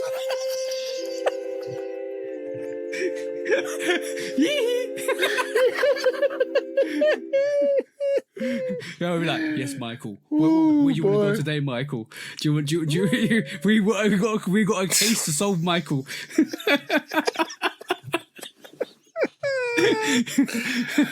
Boy. If you watch the Knight man. Rider, you know what we're talking about. But yeah, go and check out Knight Rider. It's a classic. Remember Airwolf? Airwolf. Yeah, there was like a helicopter version of Knight Rider. He used to talk to you as well. I remember that. Imagine Airwolf. that. Yeah, Airwolf, yeah? No, bro. Go and check it out after, bro. No.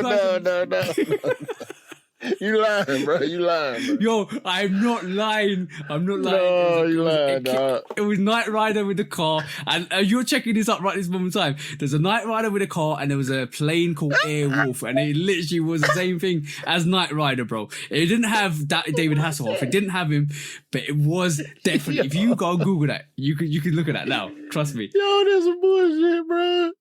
This is a bullshit right here, bro. Airwolf. There you go. I'm not lying. I everything I say is as much true to the truth as possible. Airwolf. 79 episodes of a talking helicopter. Are you serious? Yep. Bro, come on, man.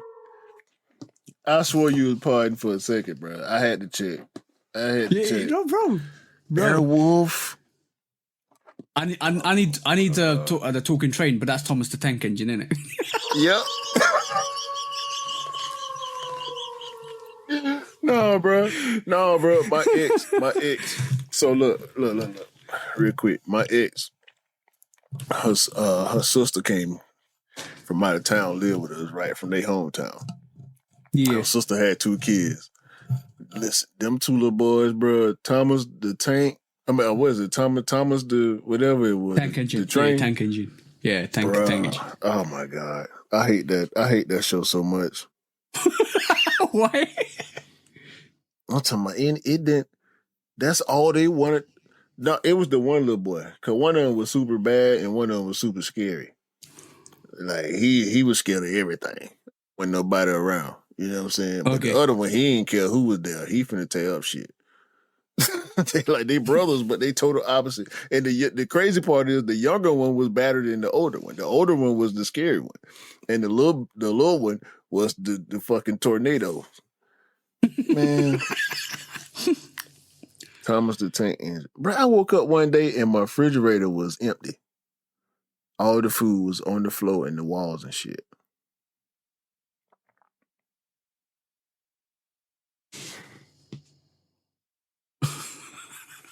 I love my wife. You just wake up from a bad dream, dude.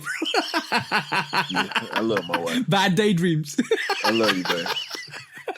I swear. Life experiences. What I tell you. What? That ain't had nothing to do with sneakers either. No. We just talked about we talked about the Knight Rider 11s. That's where it came from. We just need the Airwolf. We need the Airwolf 12s. We don't. But basically, it's got like a helicopter. It's got like a blade on the toe. You just spin it and you go flying, bro. Maybe you can get them from Lean. Sue Young or somebody. They probably win a. You know what? They probably will win a a battle with those Airwolf 12s. Come on, man. Come on. All right, let's do what we always here to do, bro. We're stupid. All right, cool, bro. Let's get into this. Oh man. Hold on, where's the button? Let me find the button. Shit. When resale is too high. Damn resellers. Order. When hype beats go too far. These damn hype beasts. Order in the court. Order. The back door opens. Guilty. It's time for Order in the court. the sneaker court of public Guilty. opinion.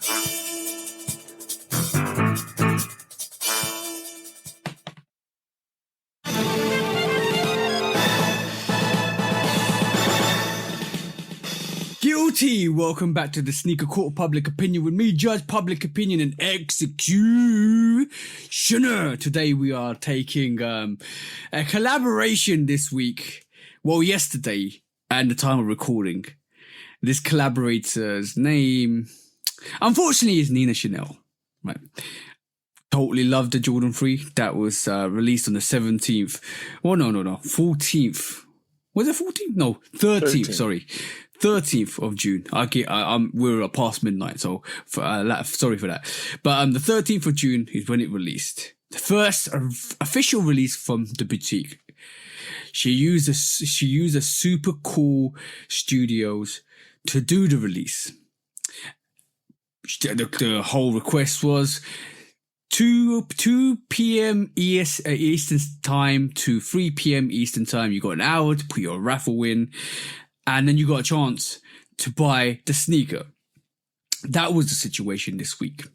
So, me being me and a lot of people being a lot of people entered that raffle, and there came the first problem. The first problem was you couldn't enter the raffle because there's too many people entering the raffle. Right. And then there was too many people entering the raffle that they couldn't get their raffle entries in. So they extended the time. And I spent 2 hours trying to get my raffle entry in, which I actually succeeded, which a lot of people actually succeeded. And 15 minutes after, they closed the raffle. So thank you, Nina and Chanel, for doing that. Now, the problem is a lot of people didn't get the win, which it's a hype sneaker. It's a Jordan 3. It's one of the most anticipated Jordan 3s in the last couple of months. We've been talking about it on the podcast for the last couple of months. Mm-hmm. But when you did get the actual dub, and you did get the email to say you got 60 minutes to check out, which they extended from that 30 minutes time slot to 60 minutes, and you did click the link, guess what happened, bro? What happened, bro? Out of stock. You shall not pass. This is not your sneaker. So, and they turned that raffle win into a first come first serve without no reservation for your sneaker. Even though when you pressed the button, it carted your sneaker, but it told you it was out of stock because apparently somebody bought your sneaker already. I'm not saying there's bots around. I'm not saying maybe there was bots around. But a lot of people ate. Unfortunately, the botters ate. That what you saying? Yeah, pretty much. I shout out to the bro, Mr. Miller. He's been on the podcast twice. He probably will be featuring this whole episode and dilemma on if the shoe. I'll send him a link right now. Out. Hold on. Yeah, never mind. And he basically told me that he builds websites, and he told me I can say this. He's told me he builds websites. He told me that the website wasn't capable. He told me they did trial runs. It was influx. It was even information about malware hacking the website during the entries. They tried to control it by taking away some entries, which meant real people that were actual real sneakerheads had their entries withdrawn, and they were in limbo. Yep, that's you, bro, because you couldn't enter. And then came the magnificent sneaker fest that the bots ate. Because at this moment in time, Nina Chanel is basically showing you the wins. She's not showing you the losses or the disgruntled people. She's actually blocked Mr. Miller from commenting on her posts.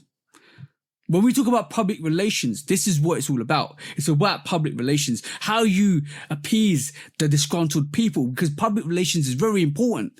Because nobody is going to look at Nina Chanel going forwards with a very bright eye. They're looking at her like, you messed up that release. And after the fact, bro, all the releases are going to be in store going forwards. Like, does that make sense? Does that make sense? Your website wasn't capable of taking influx. You know that was a very high demand sneaker because you didn't allow any bot protection. I don't know if there was any bot protection. The website failed many times. This included a lot of raffles. And then when the people got the win, the sneaker was first come, first serve. So the bots loved it up. What were you thinking? What were you thinking? I didn't even I'm get just- the notification for the extension of the raffle Nah. until after it was over. Yep. So there's a lot of angry sneakerheads at this moment in time that are very upset with this boutique release. I wanted to shoot her some bail. I knew she was going to court, and I Yeah. was trying to figure out a way to shoot her some bail, but I ain't got nothing. Cause I didn't hear Mr. Miller's full story. Yep. Haven't heard his full story. I ain't got nothing to It's say. not. And we it's not- want to love what she does, and we do. Yeah. We do. But we can't do this. We can't do this. You can't shut the culture off. You can't turn it on and off when you feel like it. Cause next No. time you want to turn it on, We won't be here. the cord gonna be cut. Ain't no power. Ain't no juice coming through your plug no more. So No. you can't do that. You can't do that. No. If you was at a 10, Nina, shit. That's terrible. You're gonna chop that in half. You're gonna chop that in half. Next release, you're gonna start at 5. Told us to go get them on sneakers on the 20th. What? Yep, second chance. You know what Man, fuck the that funny thing. You know what the funny thing is, at this moment in time, I am. It's taken my spirit for getting that sneaker. I don't know whether I want the sneaker anymore, bro. Like They trashed me. I probably will end up getting it if I do get it for retail. But it's, you know how your enthusiasm for something that's very special is just downgraded, and you're like, yeah, that's me at this moment in time. And guys, go and check out the shoe if the shoe fits this week, because Mr. Miller, shout out to the bro, he's going in. And rightfully so, because when we talk about public relations, it's all about public relations. It's the way you perceive yourself, and especially to other people in the culture, because you need the people. You don't need bottles. They don't care about you. You need the culture. Miller is tough. He's a tough. I was gonna say a little tough. He's a lot tough. Yeah. But you can't duck that. He's a fixture in the culture. You can't duck that. Yep. So no, that's bad. Yeah, but That's that bad. was nah. I'm halfway. I'm halfway on her now. And we know it's Yeah, gonna be a while before she come back around too. It took long enough for her to come back this time. So she ain't doing herself no favors, man. I ain't got nothing else to offer to that. Yeah, bro. Like, I'm over it. I'm telling you, bro. If I cop that sneaker for retail, if I feel like the retail price is okay, if I don't keep cop for retail, but my desire for that, Mr. Miller said it right. That's no longer contender for sneaker of the year at all because of the release. At all, because of that release. That sneaker was up there. It's no longer up there, unfortunately, just because that's not how you handle people, man. That's not how you handle your people that you want to advocate for, they want to rock your sneaker for. That's not how you handle people. You don't block them because you don't like what they're saying. You open up that conversation and hear what they're saying. That's the way it's done. That's terrible. That was a sneaker cool, bro. Very disappointing. Mm-hmm. Guilty. What do you want to add? What's the judgment? Ain't got nothing else, man. She did to herself. She'll get what she deserves, or not. Yeah. We'll see. You reap what you sow. So let's just see what happens going in the long run. I don't wish bad on anybody or any person, but just do better, because this is not how you interact with people. Like, you can show your positivity on your page to show that it's a good release, but it's now touted as the worst release ever, and a lot of media's, social media's platforms are picking up on that, and there's a lot of disgruntled people showing evidence that they went in and why did you not reserve that sneaker for the people that won? I don't understand that, for one. Right. But making it first come first serve was trash, bro. She didn't know what she was doing, bro. That's all. Yeah. She or the people she hired or whoever, like, it's cut and dry at this point. It's bad. That it is what it is. Keep move on. Yeah. All right, that was sneaker court, bro. Like, very, very disappointed. Very disappointing. When resale is too high. Damn resellers. Order. When hype beats go too far. These damn hype beasts. Order in the court. Order. The back door opens. Guilty. It's time for Order in the court. the sneaker court of public Guilty. opinion.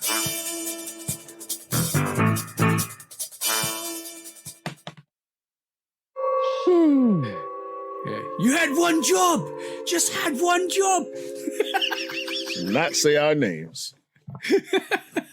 That's Right, all cool. you had to do is what you do and not talk about us. But nah. Got to try to win off of somebody else's back. Trying to run your narrative across me. You know what? We good though. We ain't gonna do that. Yeah. No. We ain't gonna Because do that we're gonna go. because it ain't worth it. No. We don't shine like more. You don't take yourself down the sewer to actually mess with the rats. See what I'm saying? so that's the way I look at it, bro. But let's look at some quick strikes, bro. Quick strikes. Discounts. Discounts. I got that wrong. Discounts. I'm getting one of the colorways of the Field Generals. I like all three of them. What, the Union Field Generals? Yeah. Yeah, they look good. The white, I just saw the white pair for the first time.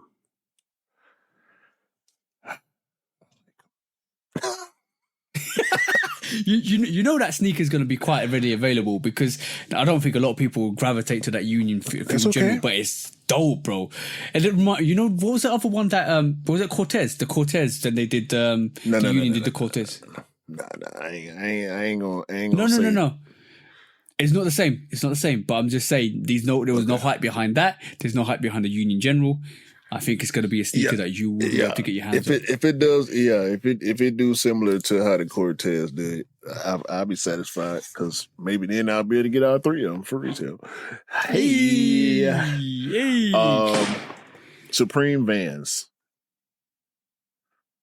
Okay. Shout out to the ops. Go all the ops, y'all go look at pictures of them Supreme Vans. Them for y'all. But by the way, sorry. Pata did a 20th anniversary on Friday, which was the 20th anniversary. They dropped the Vans, Converse, and the Aqua Air Max 1 again on their website. So shout out to Pata for the 20th anniversary. 100%. Jordan 1 85 Shadow 2.0. Oh.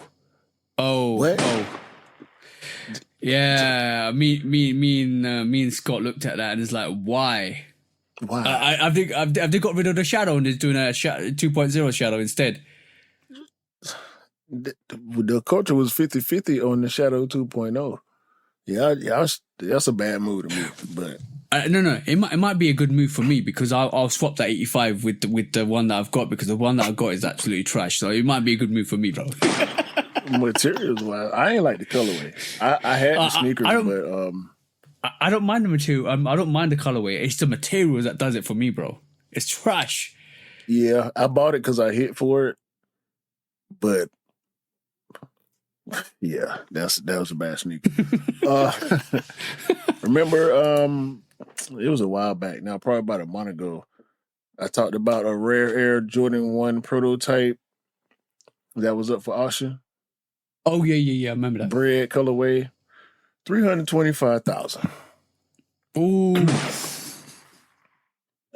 $325,000 is what it sold for. That's crazy. You know all of these sneakers that are selling for all of these mad prices. In about another 10 years, they'll be going for millions. Yeah, I would have gave him $1,500 for it, but I still like that Biggie 13, bro. That Biggie Bread 13. yeah, That's dope. that was stupid. That was real stupid. Did you see Travis wearing the green T-Rex? At the, at the game 3, was it? Game 2. I like it. Yeah, I like it. I think it's game 2. I like it, but I don't like the neon greens. And I sent that to Anish. Anish was like, I said, "This is your sneaker, bro." He goes, "Yeah, that's it's right up my alley." Yeah, he liked the colors. For sure. Shout out to Anish. And my last discount is some people excited, some people not so much. Steel 10 is coming back with the toe cap. I saw that. Yeah. Nice. You got discounts, right? Yeah, I got three quick ones. I've basically got Nigo and Nike doing a full-time collaboration. The collaboration is coming out full-time. The Air Force 3 High is coming with that. If you guys, we already showcased it in the pod previously. Go and check that out. That looks nice. The Air Force 3 looks nice. I'm considering it, to be honest. That does look like a good silhouette. Next up is I can't even say this. The El Grito. Basically a celebration for Nike and Jordan Brand for the Mexican festival. So that looks like that's coming out. There's basically a green variation. This is a speculative mock-up. There's like a green teeth and a red teeth on that. That looks actually nicer than the mock-ups we've seen. So hopefully that's going to be I'll be intrigued to see what the official pictures are. So keep an eye out for that because that's coming out in full time. Yeah. And last but not least, we have another Bad Bunny. This is actually nice. The Bad Bunny Samba, which is the San Juan Samba Gone. Basically, a nice little colorway. If you like that. Yeah, it's a little subdued for a Bad Bunny collab. But the toe box is the same as the other Samba. Okay, I see what's going on. Yeah, you see it. Yeah, it's nice. But yeah, that was the discounts this week, guys. So if you Google them, if you listen to us, you go Google that, and then you find out what the colorways look like. So it's gonna be interesting. Full time's gonna be interesting. You know what? We talk about a lot of the sneakers coming out in 2025. We even haven't seen all the full sneakers this year, bro. Forget 2025. Concentrate about what's gonna come out in full time. I was just telling somebody the other day, bro. Like I can't go past 2 months forward now. Like, yeah, it's too much speculation. It's too much, too many mock-ups, too much rumors about this and that. Like, nah, I'm gonna just stick with this month and next month, and we'll see what happens next month about the next month. You know what I'm saying? Yeah. That's how I keep myself on track.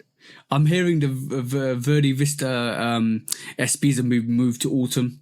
That's moved to autumn time now. I'm also hearing that some of the sites have actually moved MM Year 3 into autumn time as well. That might not be coming out in July. So there's a lot of movement at this moment in time with some of the releases. That's what people are speculating because the sites have actually been changing the dates.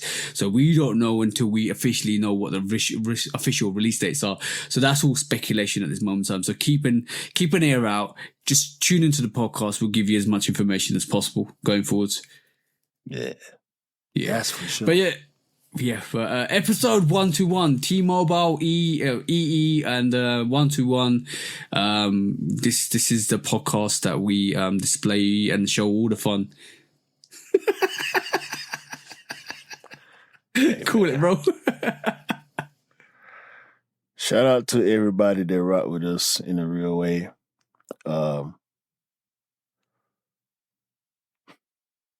Rest of y'all, you know what? I'm gonna keep it clean. Have a great day. Great week. Great month. Great year. And enjoy y'all side. Because we all got one. Yeah. And maybe y'all go over there and cop something from the gas station, or y'all go cop the BB whatever day is, the Bugs Bunny Porky Daffy shit, because that's what y'all be looking like and sounding like over there. And I drink on my part, and I don't be drunk. Y'all be having drunk folks on y'all show, like. Thoughts together, man. Stop being belligerent. Speak clearly. Where you from? Have some decency. Exercise your vocals and project. Fool. say fool. Anyway. All right, cool it, bro. I'm calling it. Stop trying to step on my call. I'm in the middle. I'm mid-call now. You know what I'm saying? Watch out, man.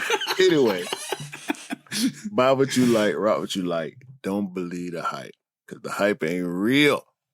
You dig? Sneakers don't make you cool. You make the sneakers cool. And last but not least, make sure you're not under the hammer for being guilty, for being an absolute dumbass. Next time you actually do something, make sure you actually shout and get permission. That's all I'm saying. Because next time, your head might be under the hammer next time. Let's just say that. Clip that.